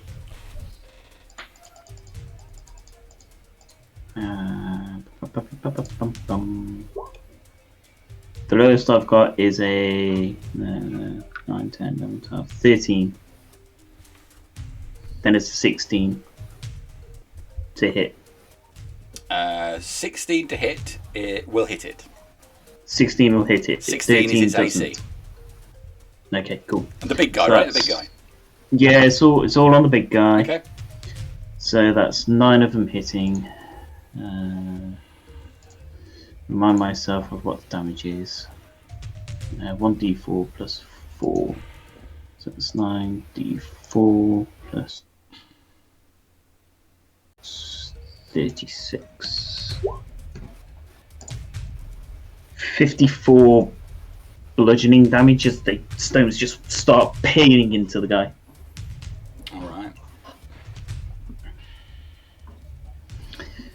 Then that's me done.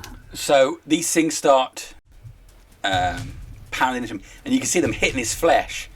And his flesh doesn't seem to it reflexes to these things hitting into him, but it doesn't seem to harm him at all. Oh, okay. Sorry, what was that? What damage was that? Bludgeoning. Well, it's down to the DM, but because they're stones, I'm assuming they're going to be bludgeoning.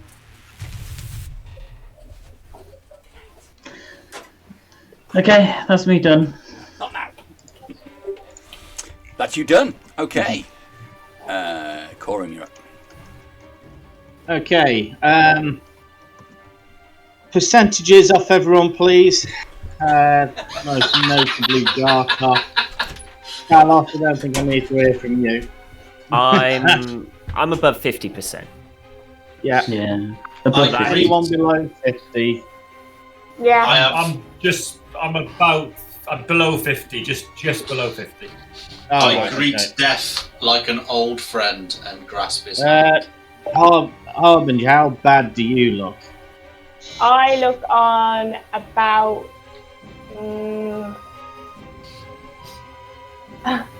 about... Substantially bad. I'm getting math issues. What's the deal? Somewhere between a third and a half. 2/5? Right. Right. Right. Okay.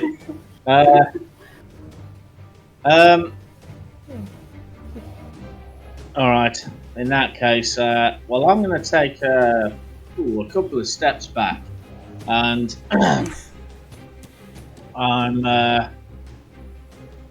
I'll sheathe my sword, and then I'm going to cast Healing Word at 3rd level, just a normal one. Mass Healing Word, even.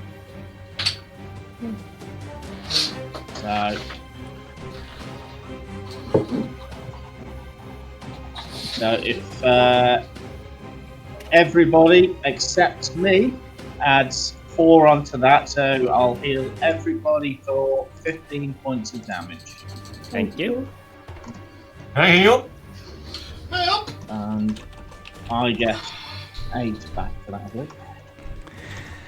I really do hate that man.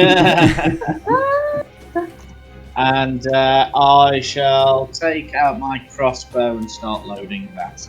And that'll be me done.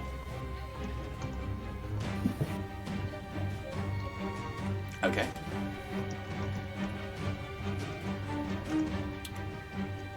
Is it me? So, yes, it is you. Alright. Well, I'm going to be taking some swipes from this guy. Okay. I can't maneuver around, so yeah. First attack. At a 27 to hit. That is a hit. And that's 19 points of damage. And I will put a 2nd level Divine Smite into it. Would you not get advantage from my stones? Because they'd be...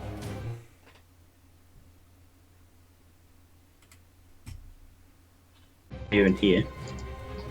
No. Just asking, because they do come to life. I don't believe I said no firmly enough. That's fine.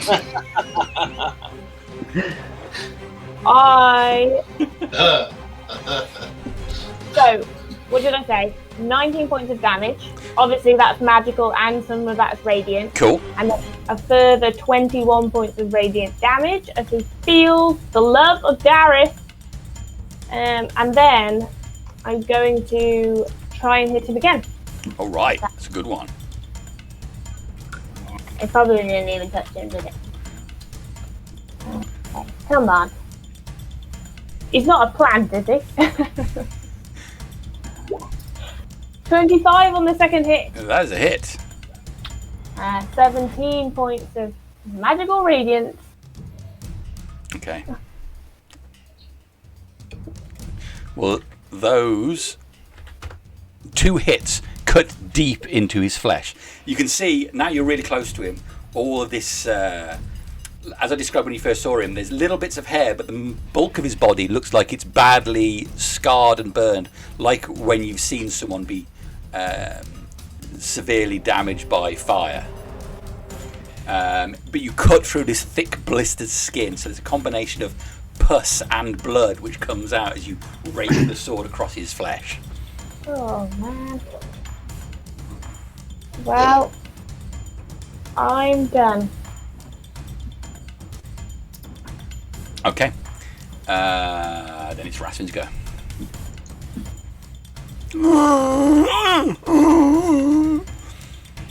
Yeah, so Mr. Happy Campus coming behind as well, isn't he?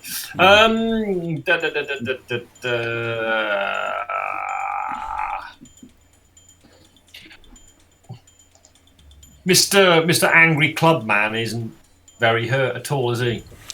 He looks like he's received a nasty paper cut. They friggin' hurt.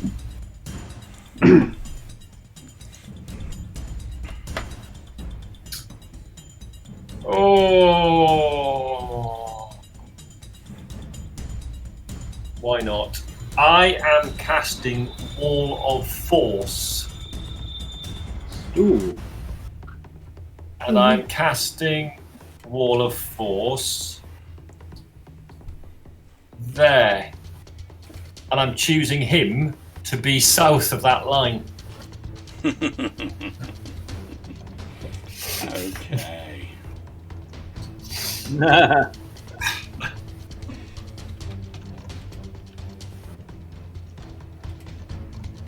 It'll be a bit longer than that actually, because it's I think it can go. I'll make it because he's. How tall is he? He's a bit of a beast. He's about 15 foot tall. 15 foot. So I'll make it. I make it 10-foot panels. I'll make it 20 foot tall. So I've got 50 foot of it basically, and I'll be, I don't know, 10, 20, 30, 40, 50.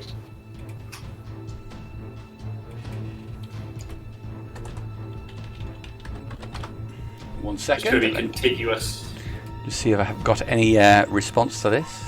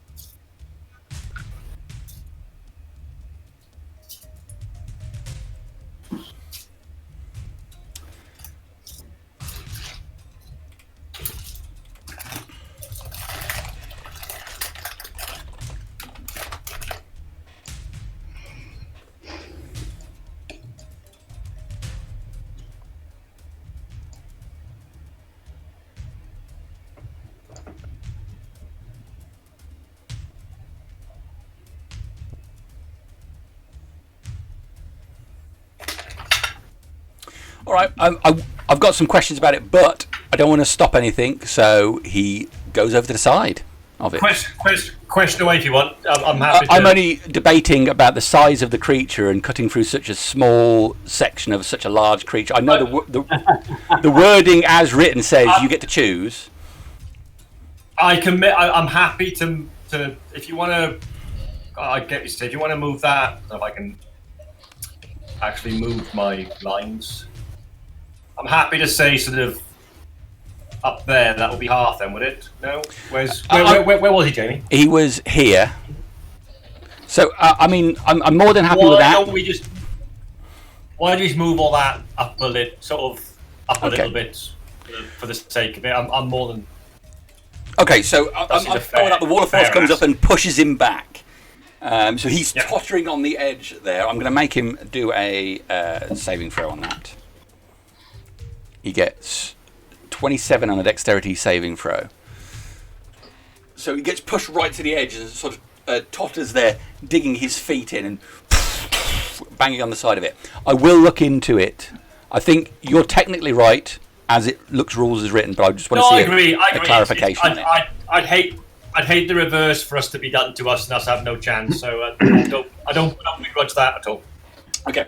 The main thing is it can't start beating up, but it's separated for now. So let's just carry on playing. That's fine. That's fine. And I'm going to move back a little up to here with Dramos, looking at that lumbering creature and approaching in about 2 rounds or something. Something like that, yeah. Mm-hmm. All right. That's been done. It's Talos' go. Okay, so I'm going to move back. So 5, 10, and I'm going to launch 2 and then Eldritch Blast things at the dog. Get rid of the dog. Okay. I had almost forgotten the dog existed.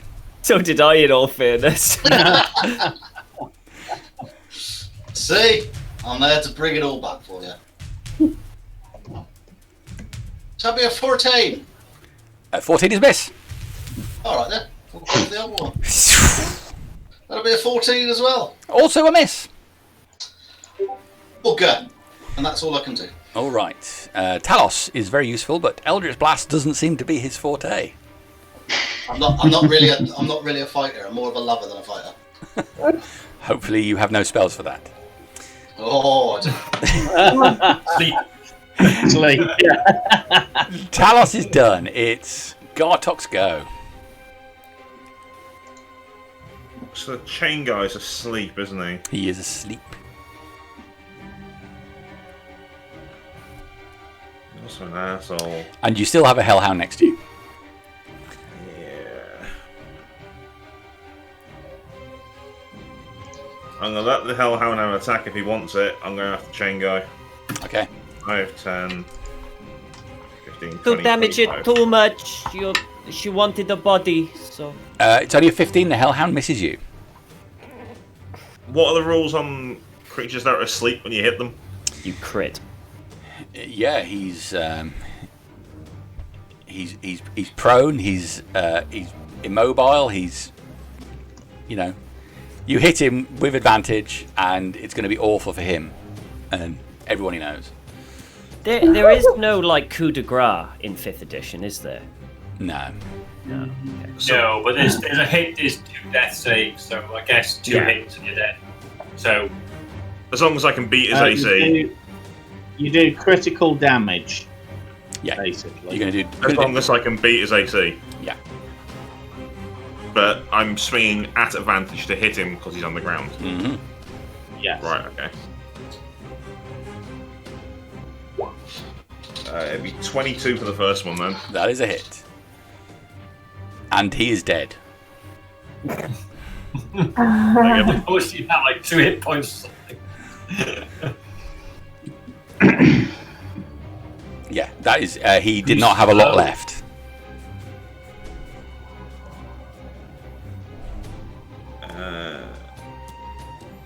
What's that move? I move 25 to get to him, so 30, 35, 40 gets me back to there then. Okay, And second attack on the hound. go for it. I'm going to tell you right now, this hand does not have a lot of hit points. Is it more than 10? It is not. Hey! So you smashed the skull of that thing. That's down as well. And that's me done. Okay. End of your round.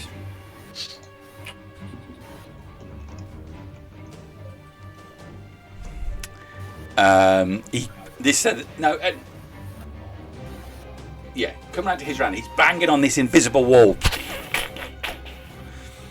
He says, "Zostakas you," in giant again, flailing his arms around, and then he's going to cast a spell. Oh dear.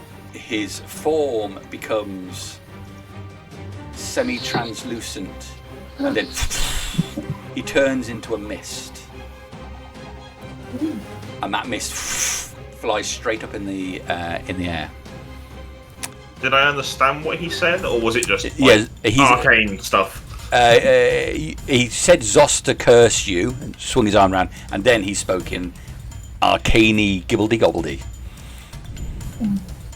And did I understand? What did he say in giant? And Oh, so he said his name and then curse you. Yeah, Is that right? Zosta curse you. that's right. Oh, okay. I was like, yeah, so what does that mean? Yeah. And we are out of combat, and that mist moves 300 feet. Oh. Oh, well, let's... Gaseous form. Just a few feet behind you now, moving quite slowly, is that cobbled together creature. Stumbling along, he's 1 Right. foot, limping, dragging his other leg behind him. Someone just throw that over the side. Yeah, Harbinger will start making her way towards the back where that creature is coming. Okay. I'm going to head the other way, and if nobody minds, Heading this way. start searching the chain guy. All right. Well, okay. We'll come to that in a minute because obviously it's going to take a little bit of time to do the search, and we're talking seconds until the monster gets here, so we'll stay in combat effectively then. Harbinger runs to the other end. That's really going to be her 2 rounds, is it? Or are you going to do more? Okay, that's fine. What's everybody else doing? Rather than going round by round. I'm just going to pop myself there. I think one of my rounds would be moving. The other round would be if the creature's in range in terms of 120 foot. I'm going to firebolt it when it gets in range 120 foot. All right. If you're saying 2 rounds ish, then 1 to move, 1 to firebolt. I'd just move to this end of the pass and try and look ahead to see if there's anything else coming. Okay. Can I see the rambling mass of bodies? Yeah, you can see it. Yeah. Hang on then. But can I see it? Hang on. I would. Harbinger, make a perception check. I will. I'm gonna head over with Dramos and Really far away from the combat. far away from the combat and to see and just go. Dramos, do you think this is a good enough body for Burn? You know, not too bad shape. You know, we just skinned it. What do you reckon? I know she wanted a woman, but you know, just a little adjustment here and there. I'm sure it'll be fine. We shall see. And so we shall see. I'm just giving her options, you know? Options are always good, Enzo. Gartok, you hear Bernes say, "Could you please tell them it's a hard no?"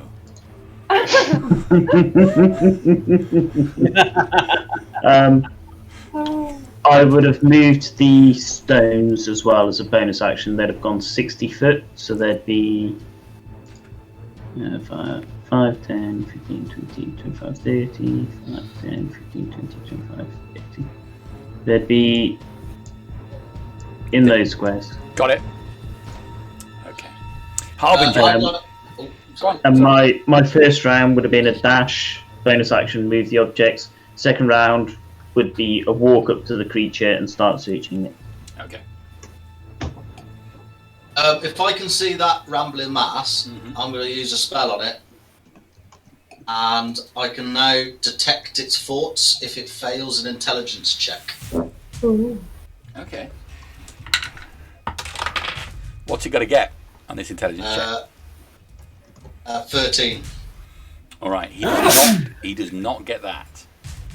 Okay, so now I can detect his thoughts. And He I know what is he's thinking, it hurts. It hurts. Oh. Okay. And then I've got to wait for my next round to do the next thing. Okay, Harbinger does indeed see him limping towards you, his arms outstretched. Do I see anything coming the other way? The other way appears to be clear, Gartok. Okay, cool. Sorry. I will wait with Tyrox Reaper. Okay. He gets within 10 feet of you, stumbling along. I'd like to make myself look menacing so he knows that if he comes close, I'm going to attack him. Make an intimidation check, please.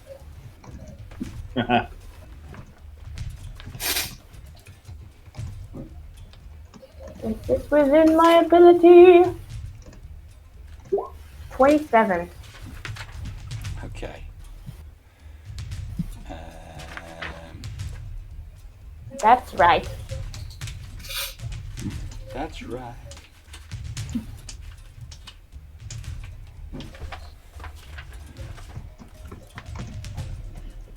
Okay. So he gets within a few feet of you, and then you make a big show of your stance, and he stops and puts his hand up in front of his eyes and doesn't move any closer. What's it thinking now? Same thoughts. The it hurts is what's going through his head.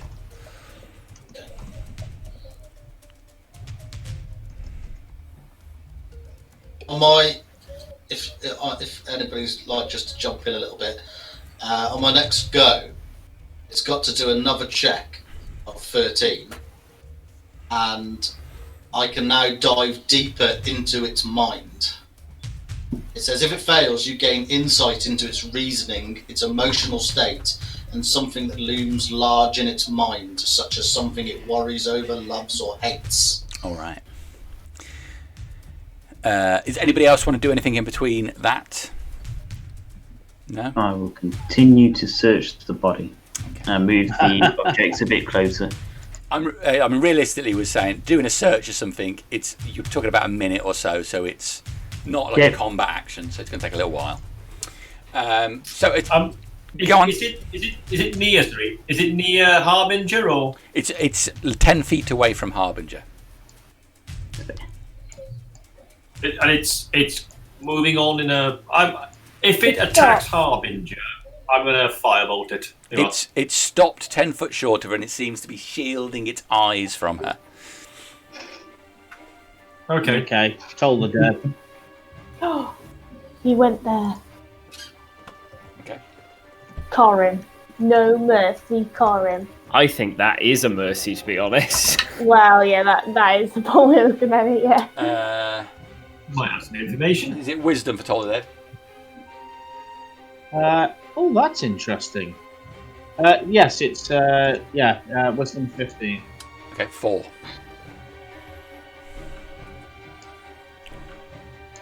$14 points of damage. All right, 14 points of damage. Oh, hang on. Had it already taken damage? Yes. Oh, it had. Hold on a second then. Maybe do less.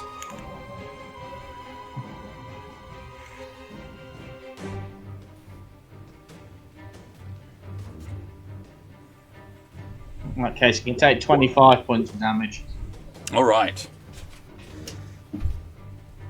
So, right in front of you, Harbinger and Talos, you see blackened, his flesh starting to blacken along all of the joints where he's been stitched together.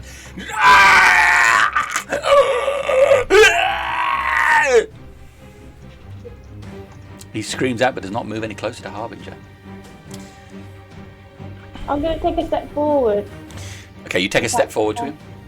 Talos, you sink further into this creature's mind. The thoughts are simple, but they're non-complex thoughts altogether. You get a brief flash of this hideous-looking naked old woman with stringy white hair hanging down, and she seems to be looming over the vision of this creature. And then you see him, what looks like fighting one of those abyssal chickens you saw earlier, and then picking through a load of remains of a ruin where a fight has happened, and you see him stamp down hard on some of the corpses. He's like enjoying as he's stamping on some of these bodies, and this whole part of what looks like a gigantic skeletal creature with wings and tattered flesh hanging off it, dead on the floor. He looks down at his foot as he stamps on it, and part of its bone goes through its foot, piercing it up into his thigh. Those are the kind of thoughts that are going through his mind. And now it's all just a blinding flash of pain and rage as his flesh begins to burn. That's what's going through his head. Okay. Right, so on top of that, it says questions verbally directed at the target creature can naturally shape the course of his thoughts. So as I've got all that, I'm just going to kind of say to it like, no harm, peace. And that's pretty much all I can do because I've done quite a lot there. Okay. Well, Harbinger just stepped up to within 5 feet of him. Just looking to see what he does. He doesn't do anything. He's clawing at his own flesh where it's all blackened, and you got this stench of necrotic death washing off him. When he shielded his eyes, was he just looking directly at me? He was. It's not very kind. Yeah, I'm just gonna wait. Be ready though, just in case he gets violent at any time. All right. Does anybody else want to do anything? Toll the dead again. Okay.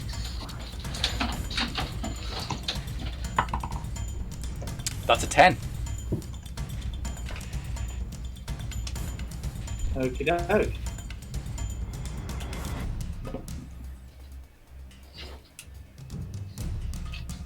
Uh, 32 points of damage.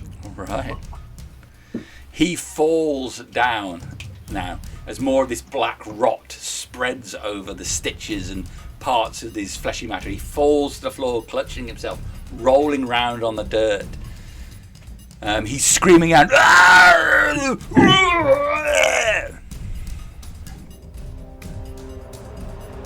Oh my god, is the thing still alive?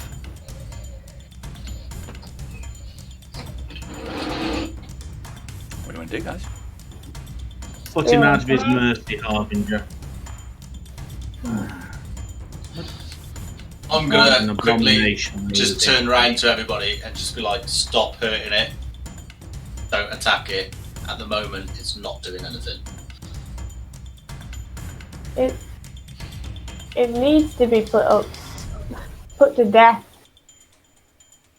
I'll shout out, "What is wrong with it, Talos?" As I continue to search the body. Did you I'm check reading that it. bucket? I'm reading its No, I've mind. checked that one. What have you seen? I've seen it used to be a warrior, and about an image of a woman, an old woman with grey hair looming over it. Corpses of them chicken things that it used to be stepping on.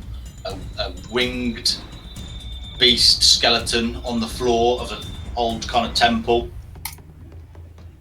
I'm just trying to dive more into it and try and get a bit more, but if you lot keep hurting it, then I can't do anything.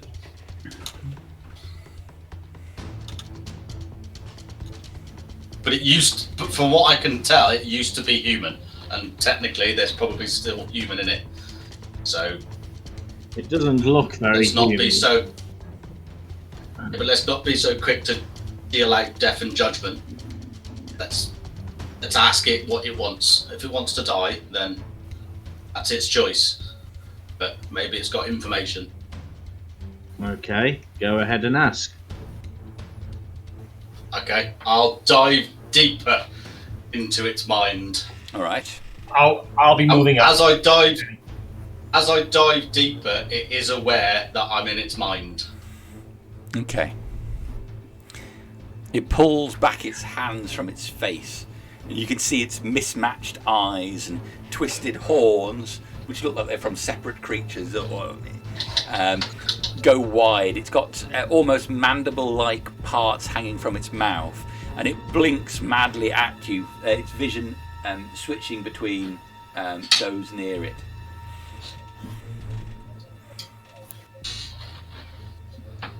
Okay, you get more of the same sort of stuff. You see a brief flicking image of him hiding. There's a group of demon-like creatures that are all armoured, and they're being accompanied by a tall figure that is surrounded by shadow. You can see purplish veined flesh on his body. He seems to be massively muscular on the upper part. His flesh purple with expressed veins, but shadow just is licking over him. As you see the vision of this creature, you can see his form is insubstantial, like it's flickering out and then becoming solid again as it moves. He was clearly hiding from whatever that thing was. Okay, as a question to it, I'll say, are you in pain, and do you want us to end your life? Alright, it holds up its right foot, leaving the tentacular-like leg on the floor. It holds up its right foot, pointing at it. There's a huge chunk of this white bone through the base of its foot, sticking out the top. And you can see that the wound, as he's been walking, the bone has been pushing backwards and forwards and pushing open this gash on his foot worse and worse. And he points at it. Ah! Ah! Okay. I'll say to Corym about that and wondering if we can heal him. Can we Do you want me to see if there's any residual magic in effect? Yeah. Yeah. I'm gonna try and get that beaver bone out. It'll take 10 minutes though.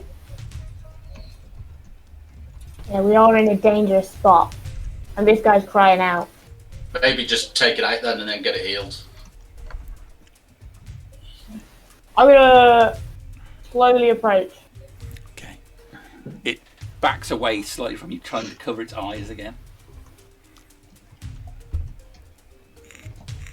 I'm gonna keep advancing on it, hopefully until I reach it. Okay. It doesn't move away from you as such, just sort of cowers from you as you get closer to it. I'll then try and place one firm hand on his ankle. Okay. And then I'm going to take hold of the piece of bone and tug it out. Can you make a strength roll, please, or an athletics check, please?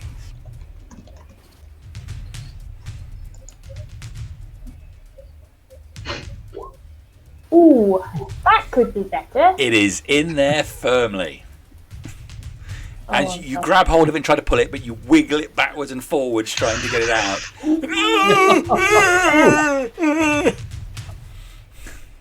Oh dear. I will, You're going to take a little bit of damage from that. I will place my hands on his foot and put a couple of points of, just 2 points of lay on hands. All right. And then I will shout. I'm going to need help with this.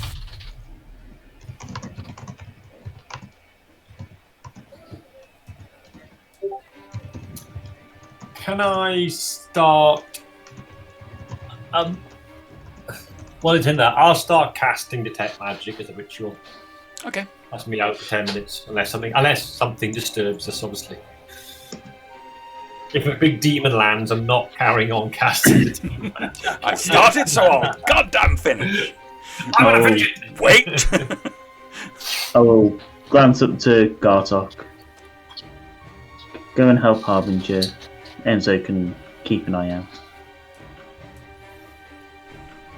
Are you sure? Well, I'm not blind, so I should be fine. I still have some tricks up my sleeve, Gartok. But thank you.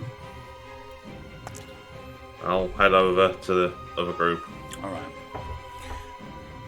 Why have we not ended this creature? We need to move. Talos appears to be reading its mind. I think we should just put it out of its misery. Could Do I hear that?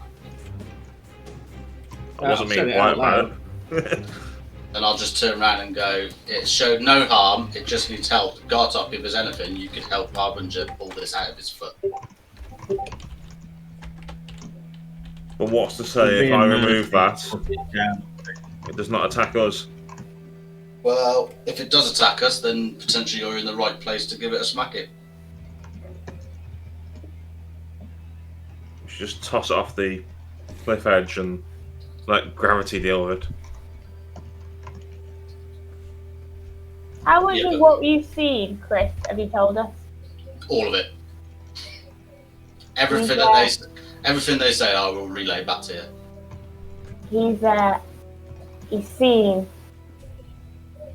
Stay on.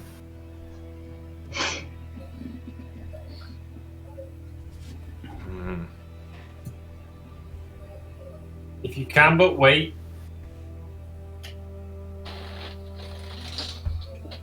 Gartok, you're a mighty warrior. All you got to do is pull that out with his foot. Help the poor creature. Just because it looks like it's been touched by evil doesn't mean it's evil. What can you tell us about the creature? You claim to be reading its mind. It's just been showing me images of what it's been happening. And from what I can tell, it's been turned into this creature. And I asked it if we wanted us to end its life because of its misery. And it just pointed at its foot with that wound. Now, we could take it out, and then if it attacks us, it attacks us. I mean, you guys could probably handle it, like, but it's just that one moment where you could show some compassion and help a poor creature, which could possibly help you, or go up to it and slam your axe into its face. Everybody has to make a decision, but that's my decision, is to help the creature. It hasn't hurt us. It's been following us. Talos. It hasn't hurt us, you are correct. I run an institute for the poor and the homeless. Not everything we do is murder. No, I'm not saying, but we're here talking about this creature while it's got this massive thing stuck in its foot. But we could just be helping. I tried to remove it. We could always do with an ally. It moved that bone from its foot. I shall have a look at him once the bone is out. There's nothing I can do at the moment. Gartok, I've seen things like this before. It's made, a construct, has no soul, as it were.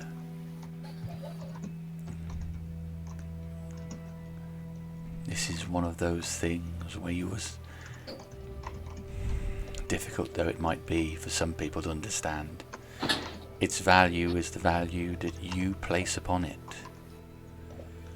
If you believe it is alive, then it is. But if you believe that it is not, then it is just a tool.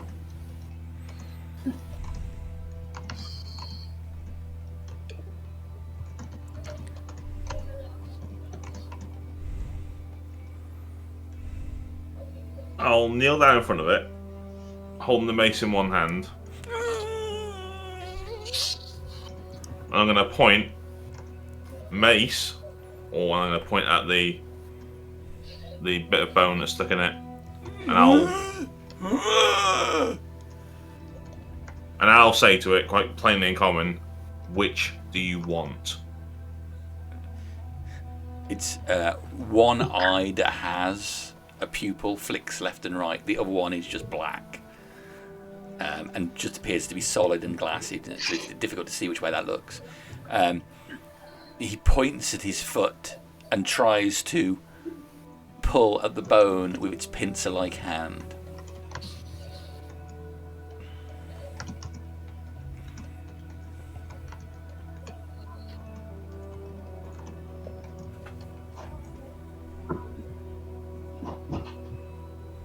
I'll pull it out.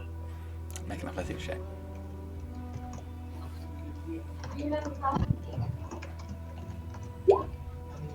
Just a 16. That's enough. A quick pull, and you pull out this long, spiky piece of bone. It screams out as you pull it out, and the wide open wound gushes forth black blood and bile. I'll got my mace again. Point the direction we came from, and say, go. It scrabbles away from you, pulling itself through the dirt, getting itself back to its feet. As it gets up to its feet, all dirt gets pushed up into the open wound and leaves a trail of blood on the ground before it. It looks back at your party. This one good eye blinking. The right eye that's all black seems to have no eyelid or anything to cover it. It takes a few limping steps away, trailing blood. And I'll move forward. Sit down. It looks up at Gartok. Sit down.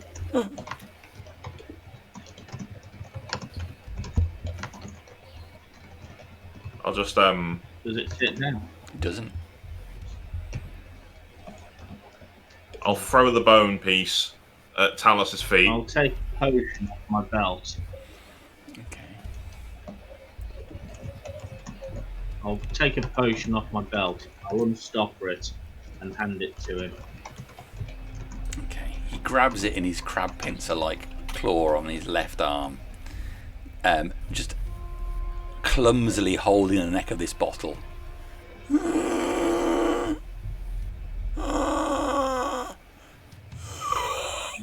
Make a motion as though to drink it. It brings the bottle up to its mouth, pouring it in. You can see some of the liquid pour down because his mouth is split at the one side, so some of the liquid runs down, out and across the chest of this thing. As it drinks it though, some of the black that's on its flesh reverts to its pinkish purple red colour, and you can see that the wound on the foot is no longer as bad. Standard healing potion, yeah? Yeah.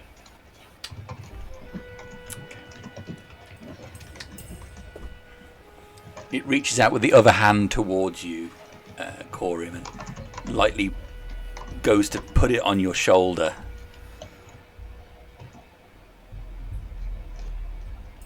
Okay. Okay, it places the big hand on your shoulder. And pulls its hand away. As it does, there's a stringy, gelatinous substance which from it. It takes a couple of steps back from you. Left eye blinking slowly. Can I detect any thoughts? Yeah, it's if it could be thinking. Now, all the thoughts it has are very simple ideas, but the bulk of its idea at the moment is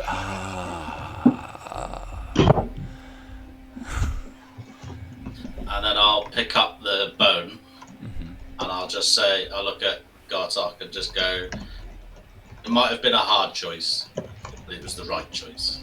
And I'm going to keep the bone. In response, I'll say to you, what passes for nature here will determine that creature's fate. But do not try and sway me again. I'll walk away from you. I'm not swaying you. Everyone has a choice. I'll back away from the creature. okay.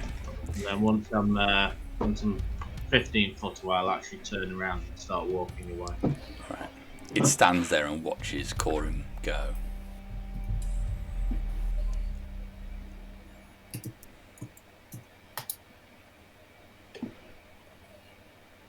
That's it then. I'm going to head back over to the other side where I was before and just go back to keeping watch. Okay. It stands there in its one position watching you.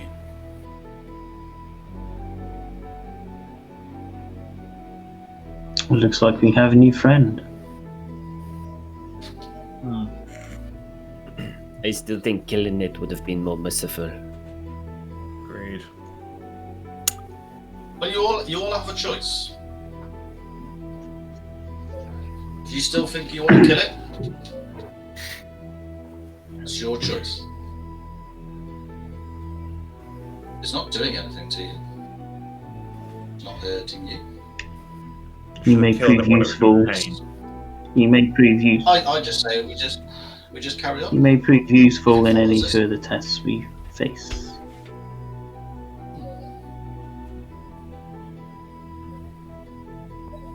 I'll start making my way over towards the other group behind Gartok. So eventually the creature will make its way away from the party. It travels about 40 feet away from where it was stood and goes and sits on the edge of the chasm, dangling its foot and tentacle-like leg over the edge. Begging for it, isn't it? Sits down there, looking into his hands. Begging for a strong gust of wind. Buggy Bob. Oh, poor Bob. Alright, let's just leave Bob. Let's just leave him. Let's just go now.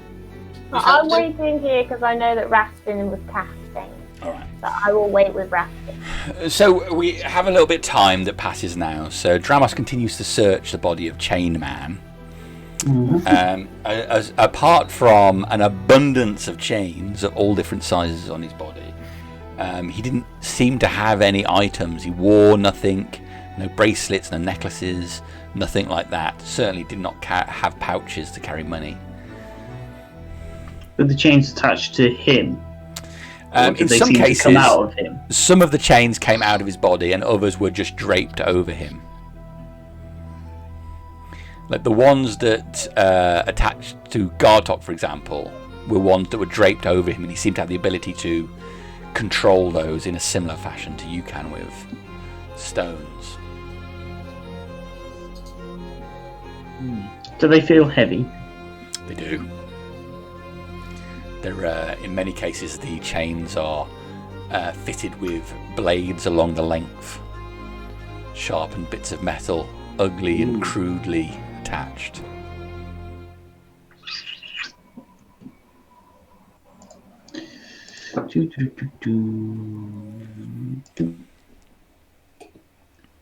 Would they be... What is my unencumbered? Oh... £57. That's as much as I can carry before I'm encumbered. They wouldn't weigh that much. Okay. I will carry on. I mean, as you looking at them, you can see that there's going to be challenges to carrying them efficiently, being so heavily fitted with spikes and blades. Okay. If you drape them over yourself, you feel that you might cut them. If you put them in a bag, it might cut the bag. So possible, but would require some thought. No, Rastvyn's casting. Okay. What were his any distinguishing marks or anything on him?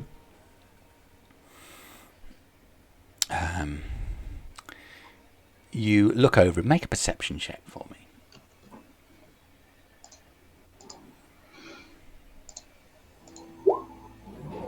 Dirty 20. The tiger's loose.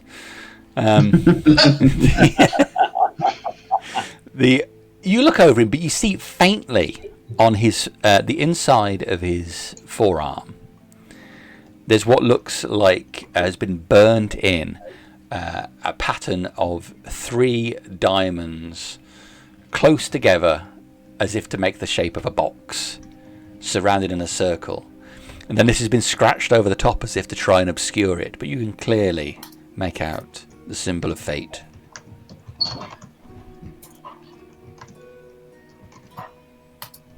It's the DPD logo. I will, who is by me? Okay. Oh, why not? I'll take my dagger out and I'll slice it off. I'll take a good hunk of the skin out, making sure I dig real deep. Take my time with it. Okay. So the time you spend doing that, Rastvyn's ritual cast. What is it you're looking for, Rastvyn? It's tech magic. I'm going to examine the not I know it's construct, the jobbled together creature who's dangling his feet. Okay. Yeah. He has a magical aura to him as an entity in himself, for sure.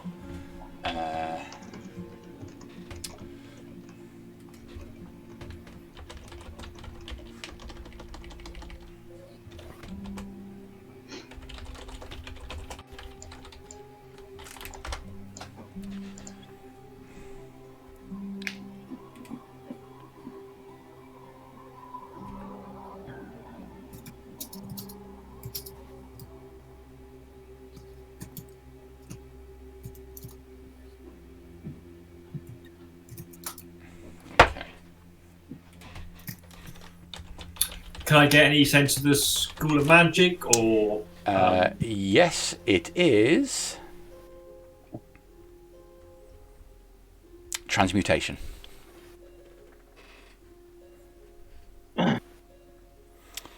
but his whole body radiates with it.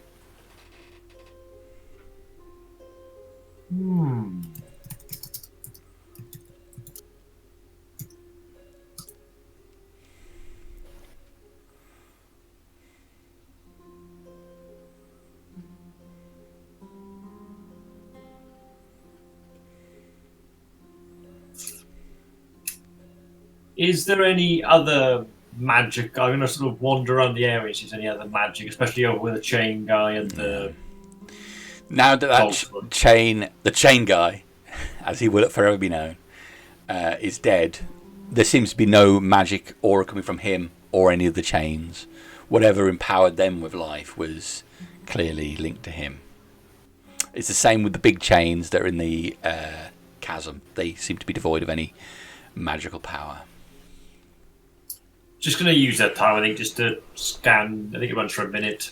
Scan the walls, or maybe 10 minutes, actually. Yeah. Just sort of scanning the area to see if there's any residual magical effect. The creature radiates a transmutation magic, which could mean one of two things: either it's been formed out of magic, or maybe it's been converted with magic. He's been converted.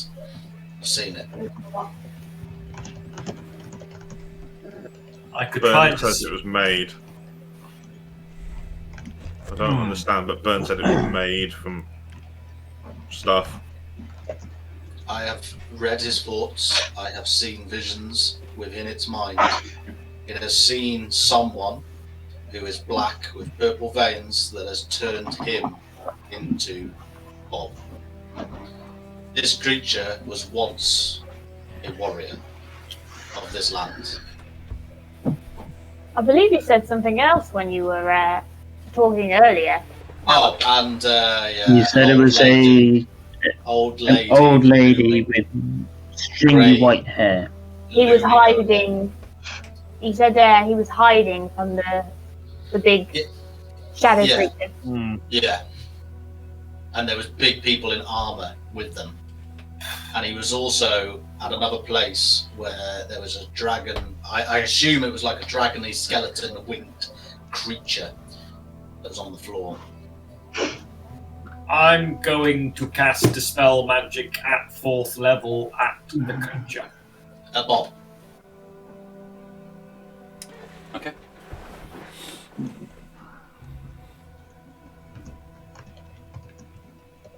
Can you make So I'm at 3rd level spells. a spell casting check, please?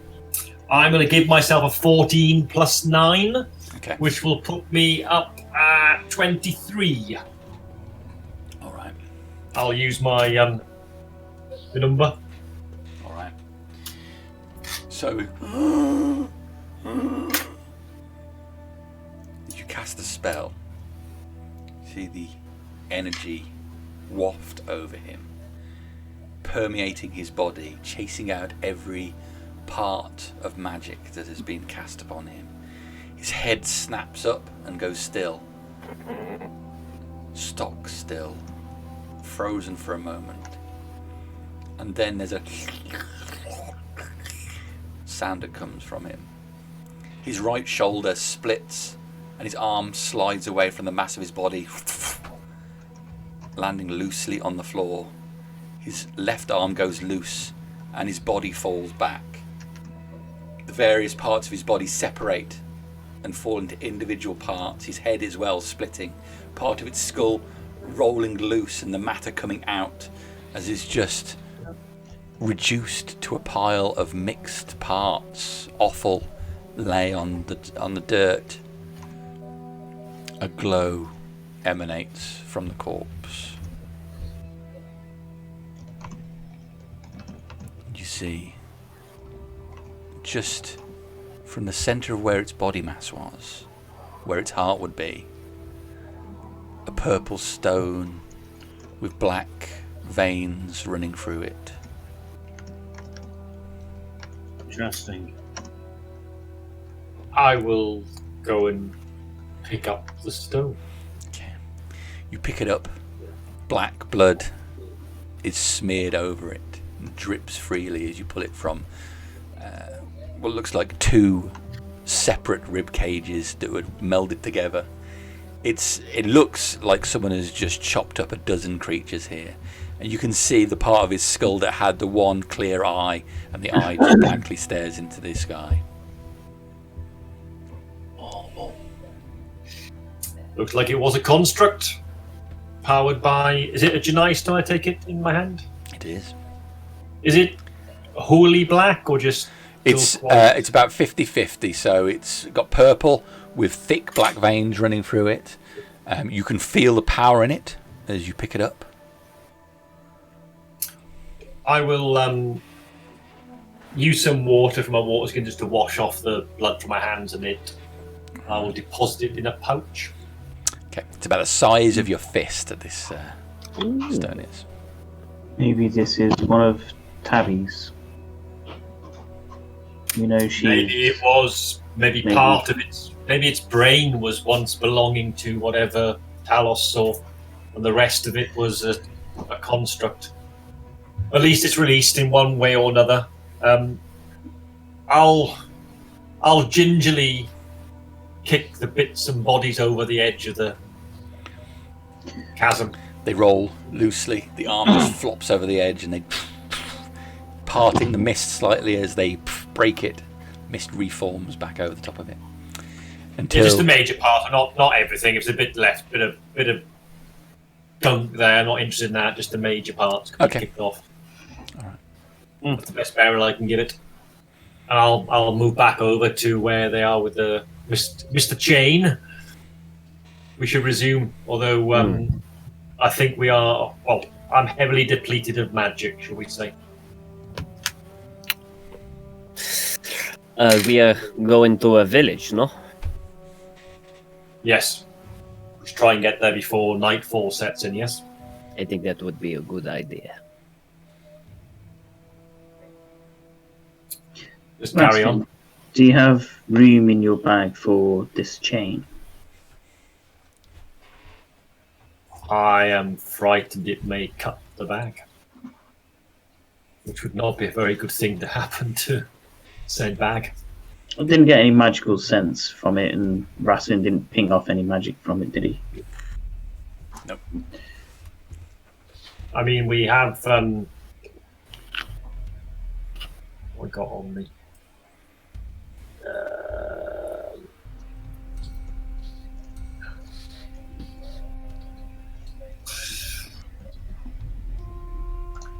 I have a regular sack you could try and use,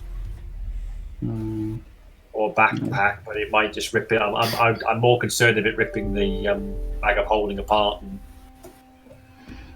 I understand your concern.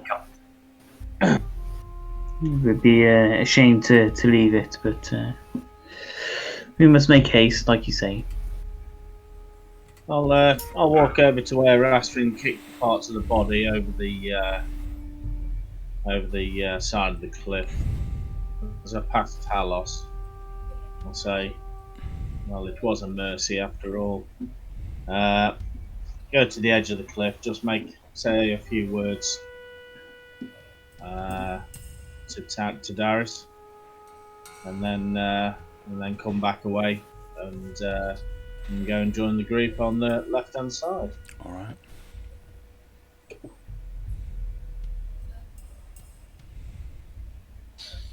I should start moving forwards if everybody's there, or just start cracking on. Yeah. Carry on down the valley. I'll look at that bit of a bone and just do the same as what Darius did, but I'll just say to whatever god. Whatever god. Yeah. All Whoever's listening. Is there? There's plenty of them. Is anyone else badly fucked up? Well, I am healthy, health-wise, but I am quite tired. I am a quarter of my health, so I'm a little bit. No. Could we talk and walk and talk? Walk and talk. Yeah. Walk and talk. It's getting late. I'm walking, but I'm realizing that I'm actually bleeding. I am fine, thank you, Harbinger. Just ask everyone to stop a moment. Well, and just Well, I won't ask them to stop. I'll just look at everyone as they're walking. Harbinger, what kind of state are you looking in? I'm looking just less than half, which is quite a lot. Yeah, okay. Gartok. Yeah, a few scratches off half. Rastvyn. I am probably just bear 2 seconds. I was just updating my equipment with the. Talos. Quarter. I'm about 80% healthy. Okay. Dramos. I look fine. Good. I have a small scratch. Enzo. Well, I've got a large scratch on the back of my neck, but that's it. That's from the change you're trying to pick up. Enzo. Oh no, I am a-okay. Doesn't take much to put Enzo to max. Yeah, what is Enzo's max? Max HP at the moment is 37, but I'm getting a 20 plus buff from, so it's 17 without it. I've lost 3 times what Enzo's max HP. There is a reason why I'm being very careful. I mean, I suppose you guys could all club together and say, for this session, we'd like to donate all of our experience to Enzo. I would be You're like level 20. 10. No way. Enzo becomes the most powerful, dangerous person in town. Okie dokie. So, you do a little bit of healing, is that right? Not at the moment. Not at the moment, okay. Yeah. So, I'll say, is it maybe worth us taking a short rest? Just to recuperate. What's the daylight looking like, Jamie? well, I mean, it's difficult in Anglan. The sky is a purplish, moody colour all the time. I mean, it does seem dimmer in the sky at the moment. There is what looks to be some circle of light up there, but it doesn't cast an all-encompassing light like the sun does. It's just a disc of obscured white. Looks lovely. So you have to ask yourself whether or not we wish to wait an hour and risk walking at night, or really double time it so we get to where we need to be before it gets dark. I don't think you want to be out at the night time. That is the impression I got. I agree. I think we should keep moving. I would press, though, Enzo, after being here, that this village we're heading towards could be just as bad as what we've encountered out here. We don't know what will be there. I don't really know where I am, so it is all new to me. Well, this place is trying to kill you in every way it can. I believe I'm beginning to learn that. I believe the town would be probably more harmful for myself. Why? I believe it is your kind which inhabit the town. What, Talag?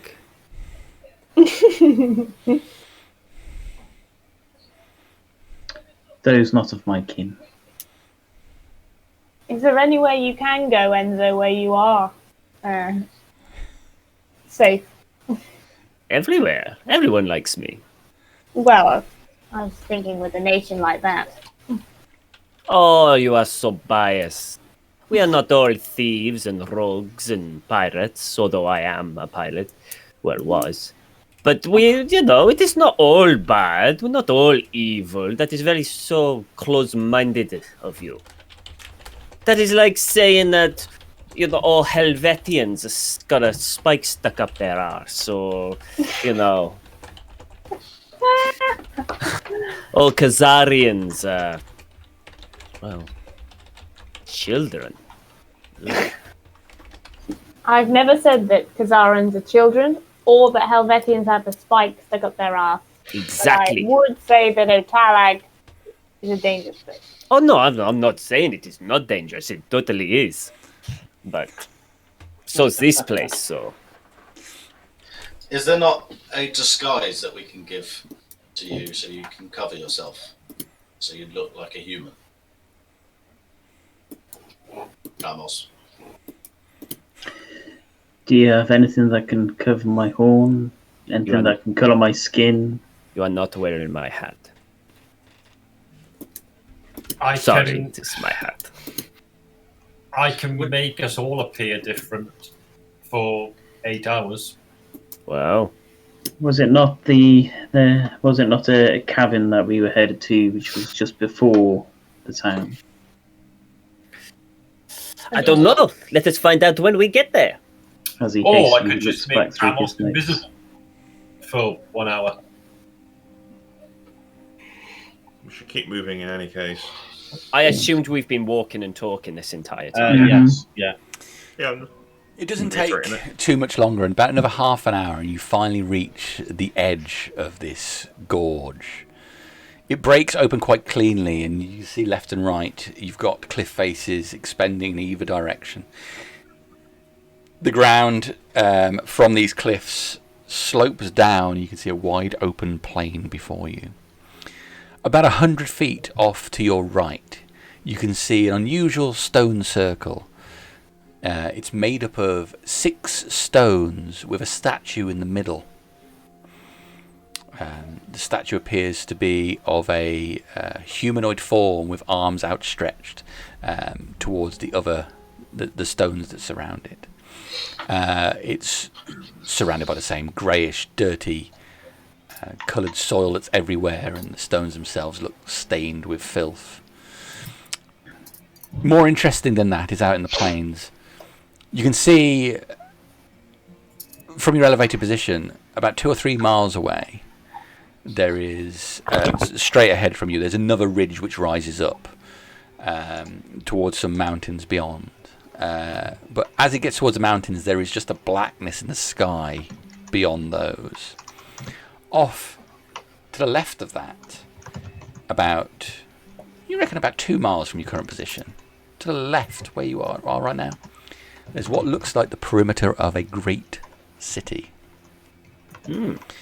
It has what at one time might have been brightly painted lime white walls, but now they are stained with soot and black. It looks like these walls have been repeatedly battered. Around that area, you can see, unusually for where you are, there is what looks like green around the city itself. Green pastured fields, although that has been churned up everywhere with mud. And beyond these walls, you can see rising towers and spires of buildings inside. Periodically, a winged beast flies across the city, and a hail of arrows flies up at it. But that is in the distance, and it's very difficult to make out details from where you are. Halfway between that city and where you are now, there's a raised area of land. Another small enclosed location in a similar style to the city. There appears to be within the walls of this smaller area a great cathedral. Elaborate Gothic style, buttresses sticking out in every direction, raised spires. The wall along one side has collapsed. Not of the cathedral, but of the surrounding wall has collapsed. And you can see an array of entities, creatures, humanoids moving against that. I mean, it's at a distance about a mile away from you. But you can see these figures swarming through the wall and smoke pouring up from inside this area. Does it look as though they're actually attacking the place? It looks like the cathedral area is under some form of attack right now. I have a question. What does the statue of the woman look like? Is it a woman, the statue? It is. It's about 100 feet away from where you are now, so it's difficult to make out details. So just to clarify, so what I'm saying is several miles away, there's another ridge that rises up ahead of you. 2 miles in that direction, you can see there is the edge of a great city. Halfway between you, there's a raised area of land which has a cathedral surrounded by another one of these white walls, which is under attack currently. Halfway across the plain towards that wall, you can see smoke rising what looks from a completely undefended village. No walls around it, just a collection of small farm-type buildings all clustered together. So those are the things you can see from where you are at the moment. With a large cathedral in the centre, so the small farm town. The small town is completely separate away from the cathedral. That is directly ahead of you, about a mile away. The cathedral's off in this direction. So let's head to the city. Or the cathedral. Cathedral it is. I'm going to reach behind my back and found on the mace. I'm just going to start walking off towards the cathedral. I will follow. I'm going to refresh my drink and give you guys a moment on this one. Right. Wait, that's not the way that...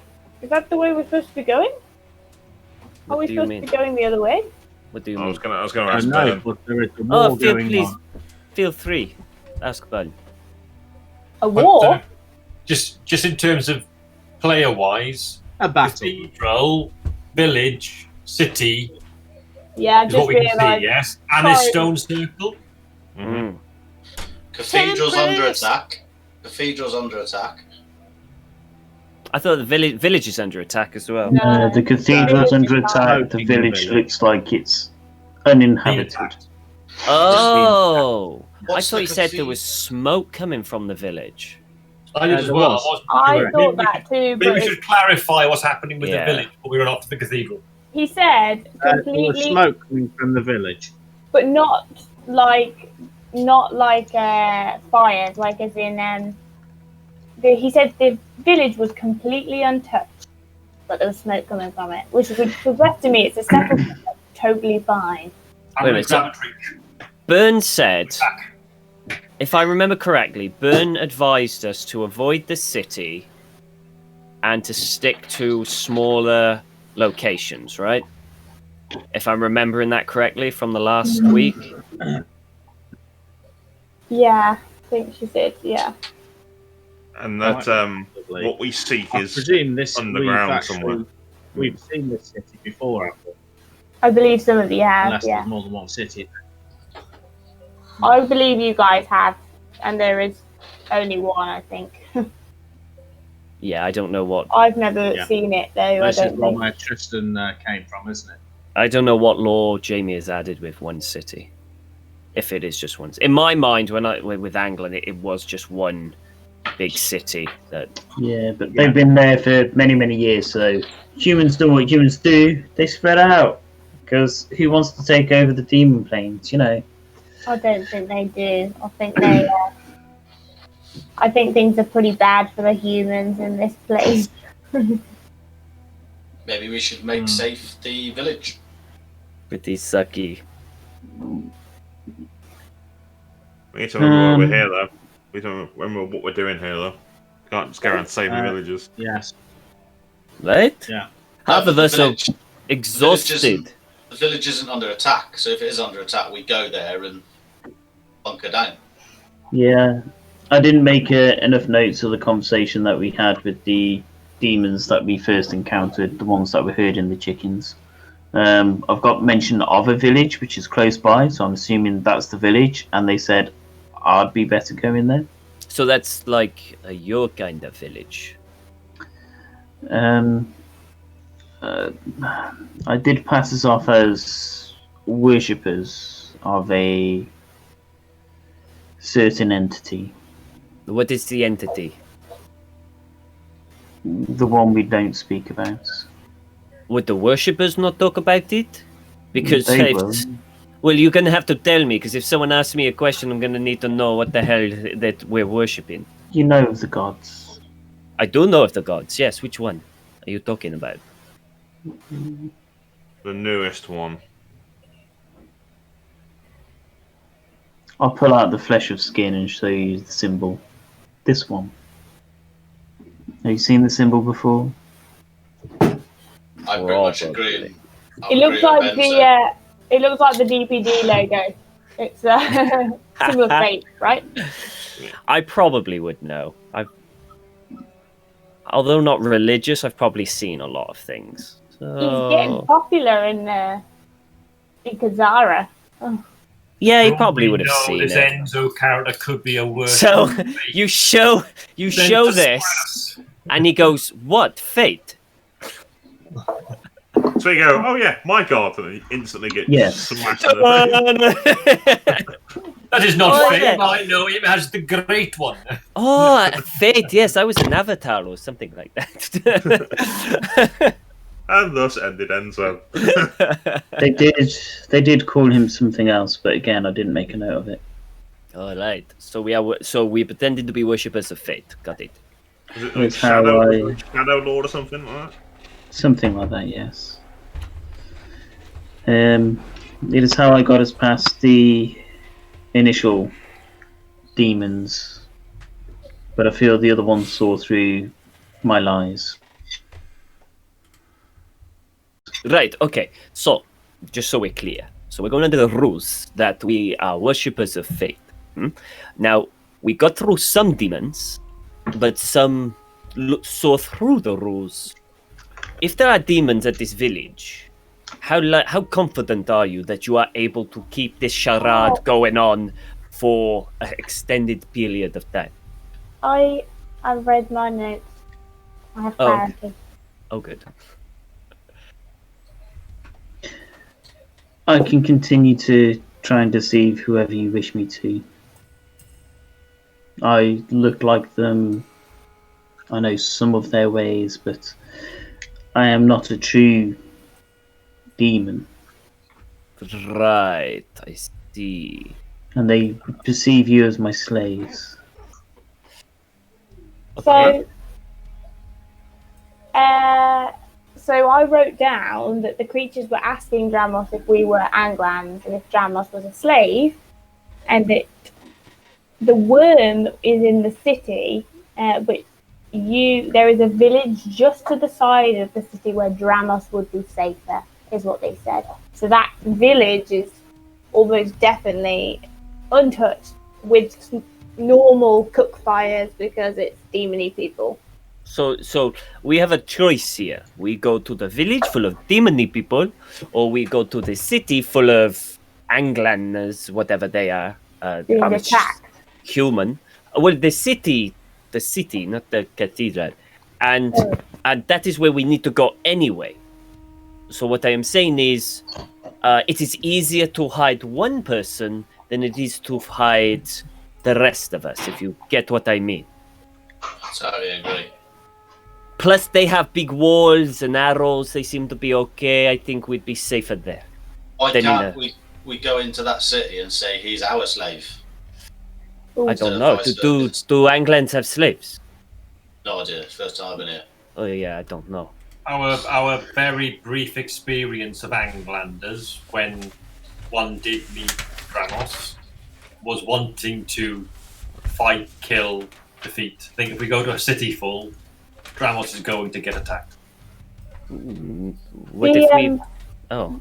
The village, though, that creature said he could smell Anglan on Dramos. I doubt humans would be able to smell demon on us. I don't know, Harbinger. I can smell your mask. I'm wearing the antiperspirant that Yannick gave me. It's not working. I mean, it's fine. It's fine. It's a kind of it's a mixture of sweat and a bit of lavender, surprisingly. But you know, it's not too bad. Step away from Enzo. What's attacking what at the cathedral? You can't see. I don't. Well, I can't see. It's about a mile away. I say we Oh, can. maybe I can see. Nice. Because if we can determine who is attacking who on the cathedral and potentially help one side more than the other side, or bring whatever they're arguing about to a conclusion where there is no fight, then maybe they might help us in the same way. I don't think we should get into local politics. And in terms of end goal, there's a worm in the big city has got the thing we need. Yes, Well, near the It's city. near the It's city, but- near, yeah. which Dad, could can be I- the cathedral. What's that, Harry? Can I- Visor. She's got a visor. Oh, really? She's got a Geordie from Star Trek thing. Yeah, George Laporte. She's got the visor of the eagle seeing or something like that, so That's she can awesome. see stupidly far. I got 17 to do my eagle vision on the bit of the. What I love is that you Wall. actually have a hand motion for it as well. You actually kind of, it's amazing. I'm considering making one for her to wear. Yeah, just Okay. So what is it you're looking at specifically there, Harbinger? That breach in the wall where there's humanoids moving around as if there's an attack. I'd like to focus in and just try and, if I can, work out the race of people attacking versus defending, if possible. All right. One moment. Let me just check my notes here.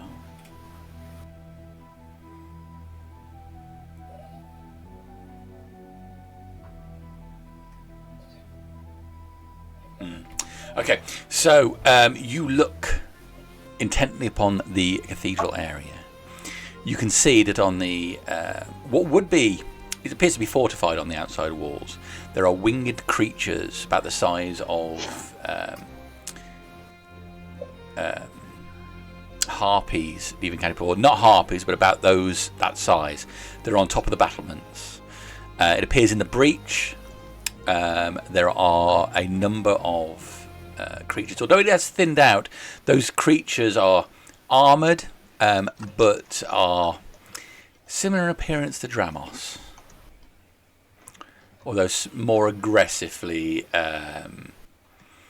structured, you'd say. About the size. Pushing in. They are pushing in, and it seems to be quite thinned out. At the outside, you can see there are the remains of battering rams. And it looks like further back from the walls, the remnants of some trebuchets, one of which is still burning now. Okay. I'll say, you can see your kin, Dramos. It looks like there are a large number of armoured figures wearing that armour, and there's winged creatures attacking, but also war machines, some kind of battering materials and trebuchet. The creatures that you see that you would describe as similar to Dramos, I mean, this might be a little bit racist, saying that they all look alike and everything. They have very white skin. Oh, that's weird. Almost like albino, an albino Dramos. So the creatures do look. Well, maybe I can't see. They look kind of like you, but also their skin is very pale, which is unusual. Perhaps they're another race that I've yet to encounter. They are horned, though, I presume. Yes, yeah, they're most certainly horned. They're either have nothing on their heads and you can see the horns, or they wear helmets that are stylized to have horns on the helmet. Not like on the side, but as part of the shape of the helm and coming back. As you look over the area, you can see that a distance away from the city, there are some people on the plain moving away. It looked like these people look human. There are a couple of these. They're armoured again with chainmail with tabards over the top. Their livery that they wear is red, black-edged tunics. Sounds familiar. Do they look like they're running towards the city or moving? They look like towards... they are trying to get away from the cathedral area, but they're not heading towards the city. They're out in the plain. There's a group of looks like humans retreating. Could we not go to them and find out a bit more information? I think now would be a bad time to impose ourselves in whatever's going on down there. It'd be a good way into the city if we help them. Which way does it look like they're going? They're partway across the plain, so they've moved directly to the. It's difficult without the compass points, but imagine they're heading directly to the right of the city. If anything, they're making a line for what looks like the stone circle. They look like they're moving towards that, in the area of that stone circle. We do know that they can use stone circles to teleport. And Let's just go and talk to them. We don't know what's going on here. We can't go stumbling into the cathedral. Worst case, how many riders are there? Those people, it looks like they have 3 riders, and one of the horses has got a cart on the back of it with some people in the cart. There are a handful there that we could possibly handle if it turns sour. We can't handle the cathedral area if it's sour. We don't know what's happening in the village if we're welcome, and we don't know what's happening in the city. I think it's the least risk option, and we get some information, or we get a fight. I like the least risk option. We should go. You might want to disguise yourself somehow, Drama. We should go, but I will hang back when we get closer. You want to become invisible. You cast a spell or attack, you become visible, but I can make you invisible for the next hour.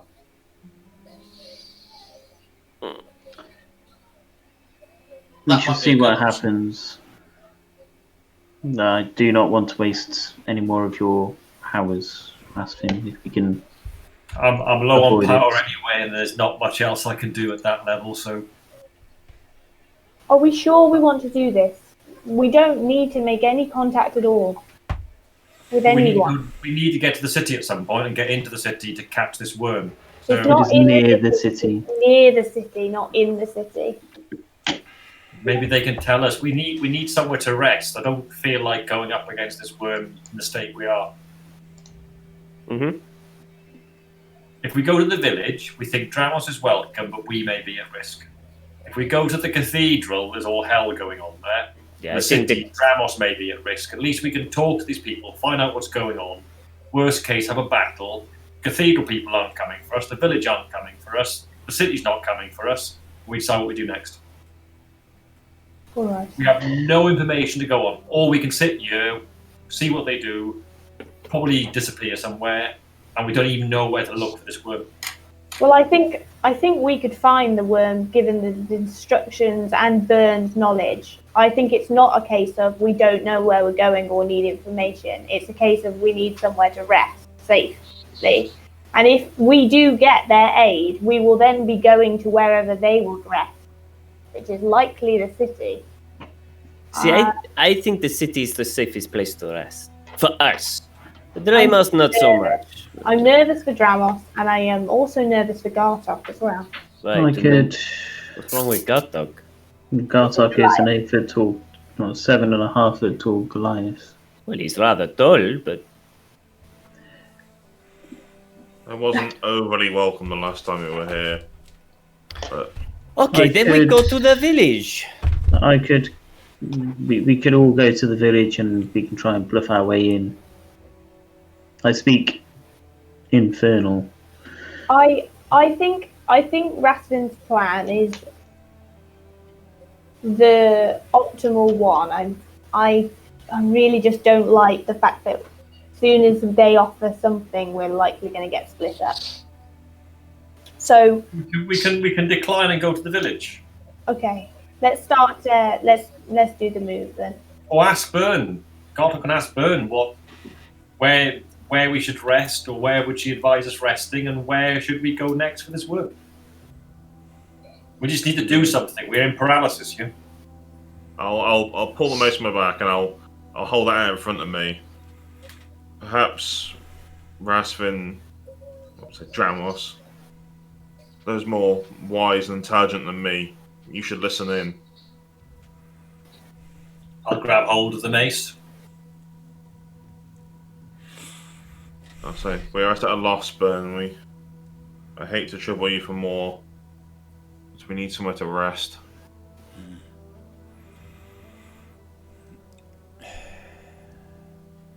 Always dangerous. Places like this.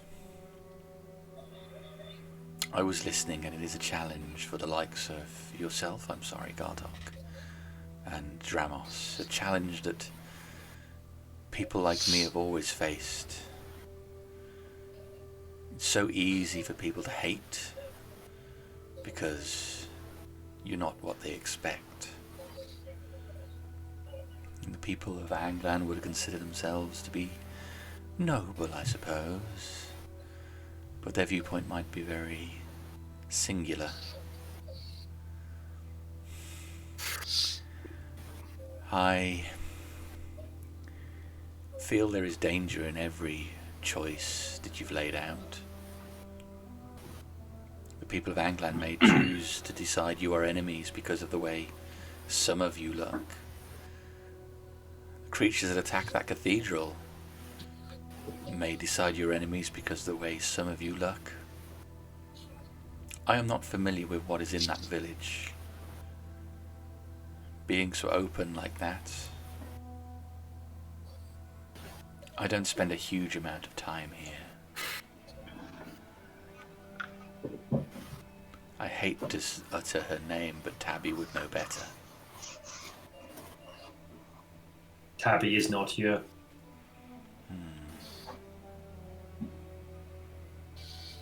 You've answered what you can, Bill. We understand that there's not much more information. I feel that you are right to be afraid, and I would not see harm come to any of you.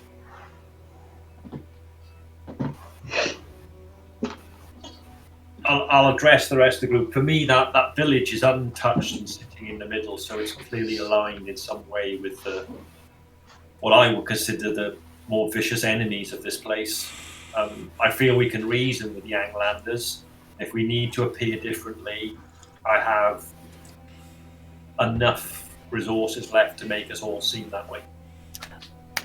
How about this? You use your resource to appear everyone human, and we put all our things to go to the Anglanders and go with them to safety. So we can rest up in the safest place possible and then go from there. And when that wears off?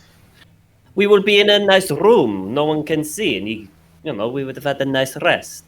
It lasts 8 hours, but if anybody should brush against you, Who's going to brush against you? We will be in a city where some may not be as honourable as others. Look, wherever we go, there's going to be a bad thing. I think this is the lesser of the worst option, personally. This is what I think. Let's go and talk to those do people. it. Are those people coming from the city, we think? They're coming from the cathedral. They're running away from the cathedral. They're running away from the cathedral. Best guess, you've got some Anglanders who've managed to get away. It looks to Harbinger like there are some wounded in that cart, and they're trying to make their way away from the combat. Let's go and help them. Do we have to pass the village to get to where we're talking about heading? You do not. I will. I need to clear some unknown stuff off the map, but I will post a map up in the week so you can see this environment clearly. I just don't want to show you everything on the map. Mm-hmm. My view is the cathedral's over there, the village is the opposite way, and almost straight ahead of us is the city, and in between us and the city is this stone circle-ish, and there's people coming from the cathedral this way. Let's just go and talk to them and work on what we're doing. And they have injured. We could potentially help. We could at least help the injured. And there's few of them. If they turn nasty, we've got a chance. I feel frustrated we're not doing enough. We've been held up in that bloody chasm with those creatures, and we're no closer to our goal. All right, let's go. Striding off towards the horseman. That's what I'm doing. In a huff. I'm not huffing, I'm prancing. It's more of a sort of shaking of the head. I imagine you skipping, actually, Enzo. Yeah, a little skip here and there. I'll turn to Gartok and Dramos, and I'll just be like, "Look, guys, I know what you're probably feeling. You're feeling like you're not getting anywhere, and you feel like you're going to put yourself in danger. but have trust in your fellow people. They're not going to let anything happen to you. And let's just go help these people. Let's just get that done. And then we can decide what's happening once we're there. Oh, man.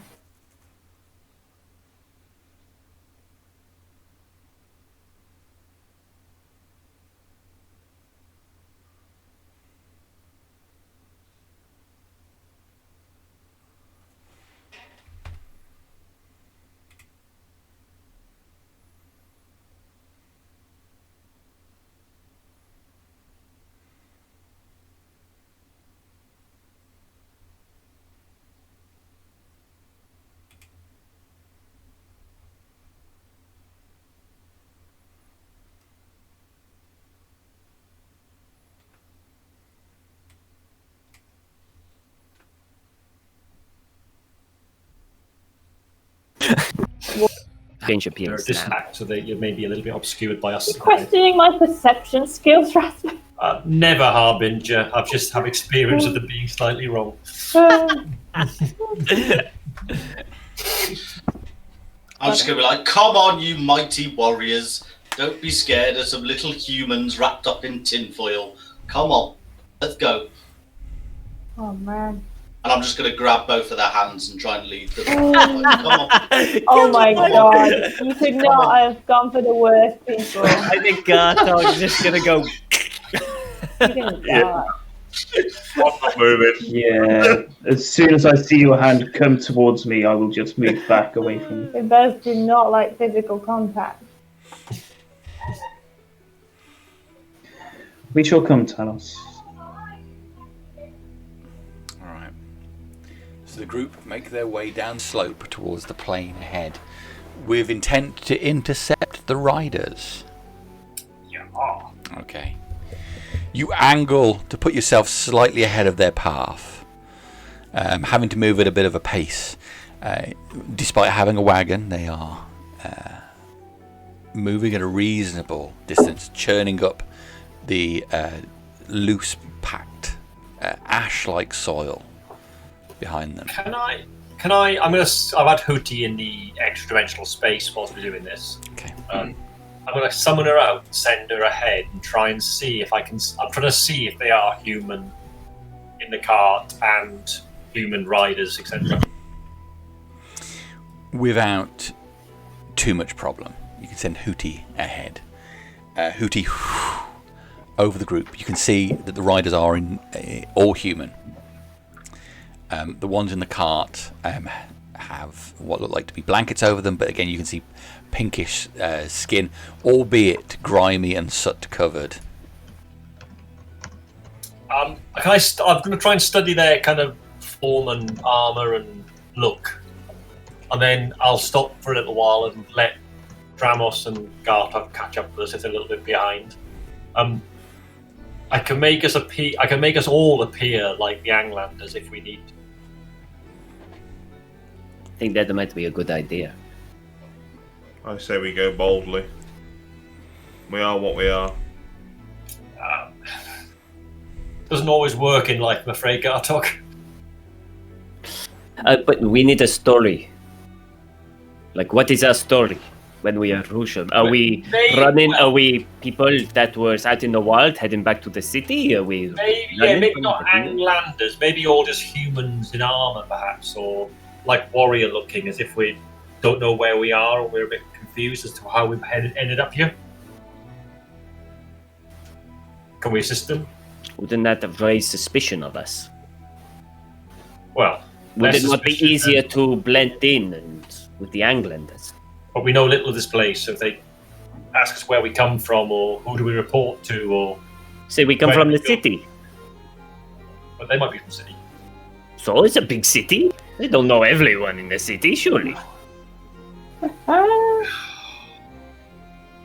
I would prefer to look as I am and try our chances with the aiding. Even in my armor. Dramos? Really, the two that really need to decide if they want to stay, they are Dramos and Gartok. And this must be made quickly. I will put you all in danger if I stay in this form. It is me that they will most likely be more hostile towards Gartok, even though few will probably have encountered his kind. Tristan definitely didn't have as much of an issue with Gartok as he did me. Tristan was a hypocrite. I can either turn you invisible or make you seem as a human. I fear they would be more hostile if an extra person suddenly appeared with you. It would be an act of deceit, and what little trust we can build in a short period of time would be hurt even more. At least this way I could try and help with any persuasive skills I have. An inhuman. I will. No, and no one else. No. Well, I'm quite happy the way I look. Yeah, I'm fine how I look. I'm good. Well, you could make my armor into some Garrissy armor instead. Some what armor? Some like Less Garrus, spiky. more Garrus symbols all over it. Okay.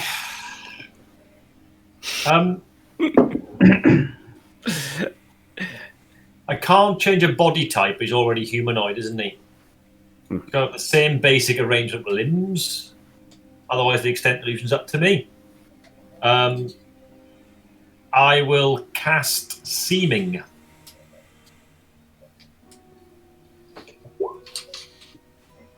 My last 5th leveler.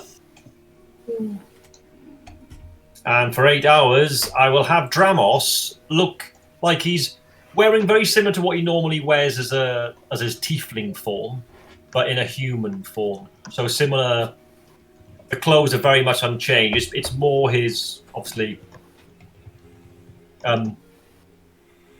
unhuman-like features are now going to be much more human-like. Dramos, be careful. He's got a tail, hasn't he? Hopefully not anymore. You have to be careful with the tail. I can obscure the tail, but if it hits somebody, it will be a little bit. Do you want his do you want to keep his features fairly similar, so like he's just a human version of Dramos, or do you want to make him look like a completely different person? Looking more less intimidating. Probably what I would imagine to be quite a charismatic looking human. So maybe slightly stylized on the original Harbinger. Ever so slightly. What the hell? Sort of informed by that. You've ruined him. He was charismatic. He was charismatic. So not the same, but similar in that sort of style of what he was. Say, you're completely changing his features then, so it's not not just a pink version of Dramos with no horns. No. No shape, face shape, all of that changes. All that changes, and definitely his eyes from being different coloured go to just plain brown or something. No spooky silver and black eye, whatever he's got going on. Okay. Necklace of fingers still there though. No. No, definitely gone. Okay, so I'm aiming for quite a charismatic human. Yeah, I think the Harbinger struck me as charismatic. A pain in the arse with his attitude, but he was quite a charismatic character. So it's stylized around him, but not the same. So it's taking influence from, but not the same. All right. And for Harbinger, her armor will look sort of quite. All the spikes gone, effectively, and not so evil looking, and looking a lot more rounded with a symbol of Darius in the centre. Okay. Wonderful. And it's got like gold gilding around the symbol of Darius with red sort of background to it. All right. Okay, so those are the two changes you're making: Dramos and Harbinger. Yes. Okay. Gartok staying as he is. He wishes to stay as he is. I'm not going to force him to look any different. Okay. We all know that Dramos could just turn someone into a T-Rex at any second anyway, so... Yeah, but it doesn't get dispelled by this. This lasts 8 hours. Yes. If you wish to resist, you can. It's a Charisma 17 saving throw. All right. With the group changed, and it's somewhat disconcerting to look at Dramos in his handsome man form. On a night in the town, Dramos looks like he'd actually do quite well. Strong jawline, a stubble that looks planned, Yeah, a full head of hair. A little uncomfortably familiar though, in that way where you're like you've seen him before. The riders come just over the one of the hillocks to see you. You see the lead rider hold, puts his hand up, and the horses all stop. Wait here. Lead rider gallops his horse down towards you, while you see two of the other riders switch to bows. It looks like they're sort of pushing the cart back from you. The rider comes down. I'll start walking forward and hold my hands up. He pulls back on the reins, and you see he pulls a sword out of his scabbard. I'll accompany Dramos in his oddly human form. Make sure I'm not looking too closely behind him where his tail might be. You give him a slap on the back. Oh, shit. Or trip over his tail as I cross behind him. His eyes scan over the group. He sees you at front, Dramos, but his eyes pause for a long time on Gartok before coming back to you, Dramos, who's pretty sad. Identify yourself. I am Marcus. And from where do you hail, Marcus? We are lost. We found ourselves teleported to this plane, to this land. I have never seen such a like. Teleported by what magics? I do not know. Once we were facing a creature. It was a magical creature, horns, a demon of some form, I believe, and it cast a spell, and we found ourselves here. A creature with horns cast a spell upon you. I have seen many a thing. Tell me quickly, Marcus, and answer truthfully. Does your group have within it a spellcaster, wizard or sorcerer or the like? We have magics in the group, mainly a healer. We saw you when we crested the hill over there, and we saw a wagon. Tell me, are you fleeing from the cathedral? I want you to make a persuasion roll. Or a deception roll, perhaps is more appropriate. I prefer persuasion.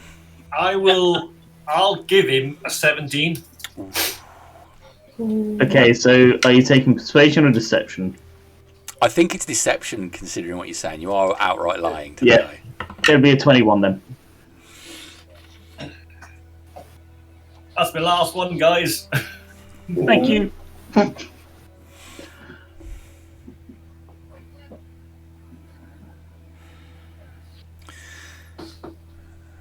Well, whatever this beast did to you, he has done you no favours, Marcus. You find yourself in a land torn in twain and in the worst condition ever. So I can see it was terrible getting here. We took many wounds ourselves, just trying to get through the valley. I am Svanir. We are in the midst of fleeing from a battle. I do not know if you saw. You perhaps will see the smoke coming from above. We did our part to try and defend the bishop and Harbinger, but last we saw them, Harbinger was taking the bishop back into the cathedral. It's our intent to circle back to Anglan City proper and bring reinforcements in to defend the cathedral. This bishop of yours is in the cathedral under attack? Indeed. We have wounded. Our only option now is to get further help. Why are you not heading towards the city then? Because there are troops between the cathedral and the city. It's our hope to come out wide and circle round. A wise move. Can we assist? He looks over the group again, narrowing his eyes. I would welcome company. Many arms against our enemies, eh? That is the intent. If you can help us find some refuge, we're in a strange place and are lost and looking for a friendly face. You see it? All right. We are slowed by the cart and wounded. I see you have no horses, but it should not be hard for you to keep up. You can potentially help heal some of your wounded if they would. Have you magic still so available? wish. I have a couple of potions which may help. I'll look back at whoever's got a healing. Do we have any healing left? I have a very little. I have a little as well. Perhaps it is wise that we move in haste to the city. Maybe the injured can be healed there, and we might need healing to protect those who are injured. I'll pipe up from the back. Which deity is that cathedral dedicated to? Cathedral is dedicated to Temperance.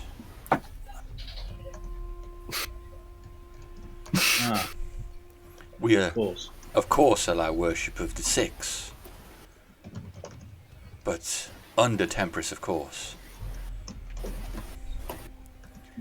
It is with the help of Harbinger, since she arrived, that we've been able to... It's not for me to discuss. Perhaps another time when we are not being chased. Does Harbinger? Is it Harbinger of Fate? Indeed. Or is it a Harbinger of Temperance? A Harbinger of Fate. A lesser deity, to be sure, but since she arrived, she has done nothing but try to unite the Six with Our Lady. That sounds good. And this bishop is with her, or your bishop? The bishop is with her. She was defending against those fiends. A noble act indeed. Indeed. Lucky to have her. But come, we must get you and your friends to safety. Indeed. And he waves, and the other riders come down, and the wagon comes down the slope as well. We'll follow. I'm going to just drift back a little bit and have a chat to Harbinger and Corym and anybody else who's relatively close. That's the bishop, yes? The bishop is our bishop is no more, surely. I don't know. Maybe they're replaced. Or did we? Hang on. Did we Surely go? the bishop is of Temperance, not Fate. No, The Harbinger of Fate.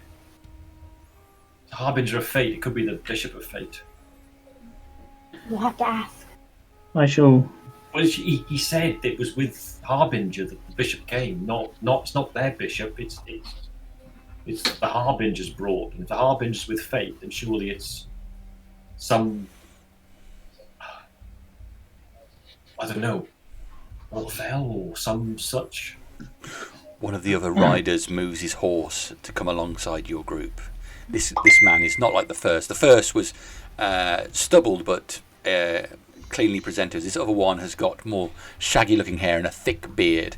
It's a yellowish red colour, and his eyes are a bright blue as he comes up the side.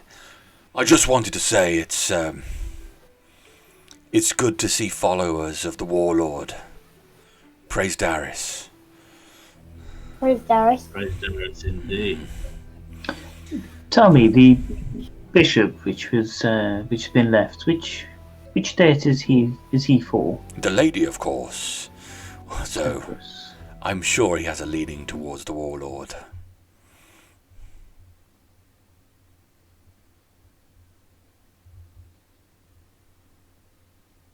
Right. Is he safe with Harbinger? Have they retreated him to the cathedral proper? The cathedral itself is a fortress in its own right, but there's only so much it can stand. My understanding of Darius is to lead into battle. Are you a follower of Darius? I am a follower of Darius, and fleeing does me no honour. However, it's also stupid to die for no reason. It would be our preference, and to be honest, it's fine as more of the inclination that we gather more troops and lead a counter-assault. And I would prefer to see many of those demon scum dead. Well, I'm sure that can be arranged. Does this guy look injured? He does, yes. There's blood on his tunic, on his arm. You can see the hint of red has marred his chainmail that hangs down under his pauldrons. How many people What is your are in name? the group? My name is Falmore.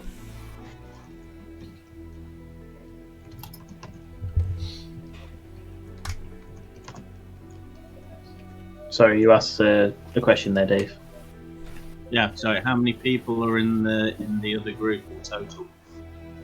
How many injured have they got in They've got four riders.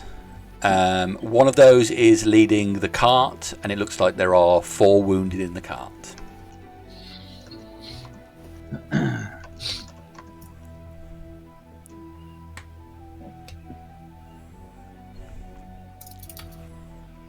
I could help out a little with healing, but not much. Maybe 2 people, and it won't be a huge amount. Stay here for now.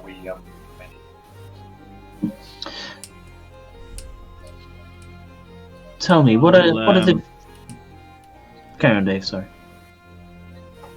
I'll start rummaging through my backpack, and I'll take out a number of potions. I'll hand one to Falmore. Falmore. Was it? I'll hand one to Falmore. These are in short supply. It will help with your wounds. Thank you. He pops And, the cork out with one thumb, keeping his other hand on the reins, and gulps it down straight away. I'll make my way over to the cart, and I'll hand out 4 more potions. Okay. One of them helps the others. It looks like 3 of them are unconscious. Look like they've had their wounds bound but not been brought back to consciousness, so stabilised. Yeah. Tell me, Falmore, what do they do to spellcasters here? Spellcasters? Well,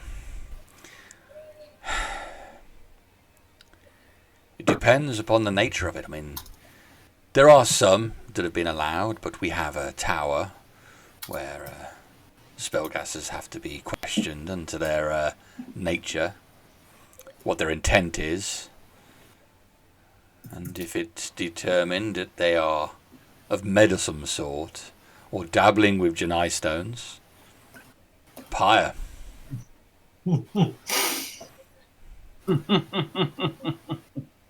Why so? I do have a question, actually. Sorry. Where did you know that Janai stone that you did have, Darren? Did you put it in the bag of holding? No, In another bag?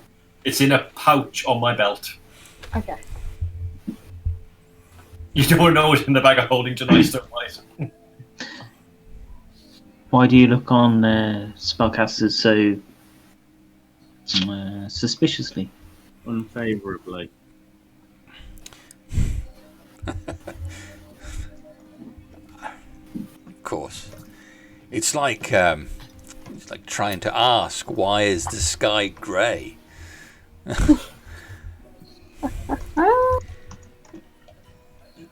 where we hearken from, the spellcasters are seen as a good force, a helpful force. Well, here we're all taught that spellcasters are responsible for the calamity. Calamity? Indeed. What caused this? Us to be cursed, surrounded by this hell. Well, this is once a fertile land, like we know from home. Well, I don't know what you know from home, but the legends are the sky was once blue. There was a sea, if you could imagine it, a water as far as you could see, all the way to the horizon. No one here has seen such a thing. I do occasionally,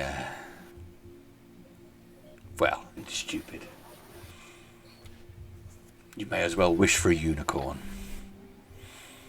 We know of a sea where we come from. You've seen one? Yes, it's a body of water that just extends, as you say, as far to the horizon. There's a movement on it as the waves crash forth, and a sound and a smell quite distinct. Smells salty, fish-like, fresh. A fish? What must that be like? A fish? I mean, I've It can be seen quite- drawings.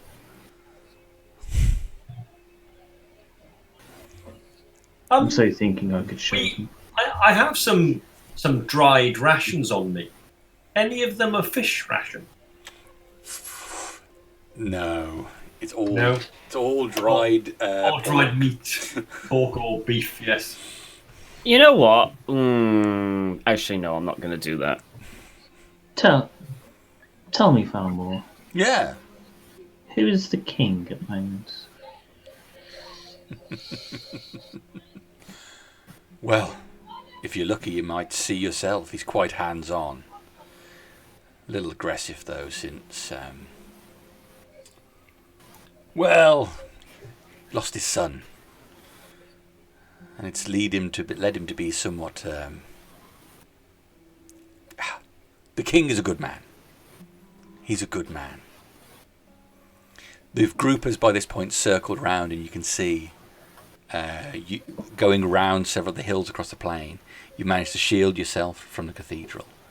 The city comes into view ahead of you, large walls towering above you. At the front, Svane waves his arm, and you can see the gates start to open ahead of you. There's a horn blown on the wall, and you can hear a galloping sound from behind the group as the ground is pounded. That's where we'll leave it for tonight. Ooh. And the Lords of Gondor have returned. I was reading it Oscilia. Yeah. Yeah, it's the proper Oscilia like moment. Yeah. Definitely. Yeah, you were Boromir, Tom. I am. I am. Hopefully get a better welcome than he did. I don't know. Are you the son of the king then? Is this the Lincoln to laugh? Yeah. I'm the son of the king. And you're And your presumably king's... Your dad's not called a Thade, is he? I don't know what name we named. I don't think I named it. I think that was Liz who decided to name. I I don't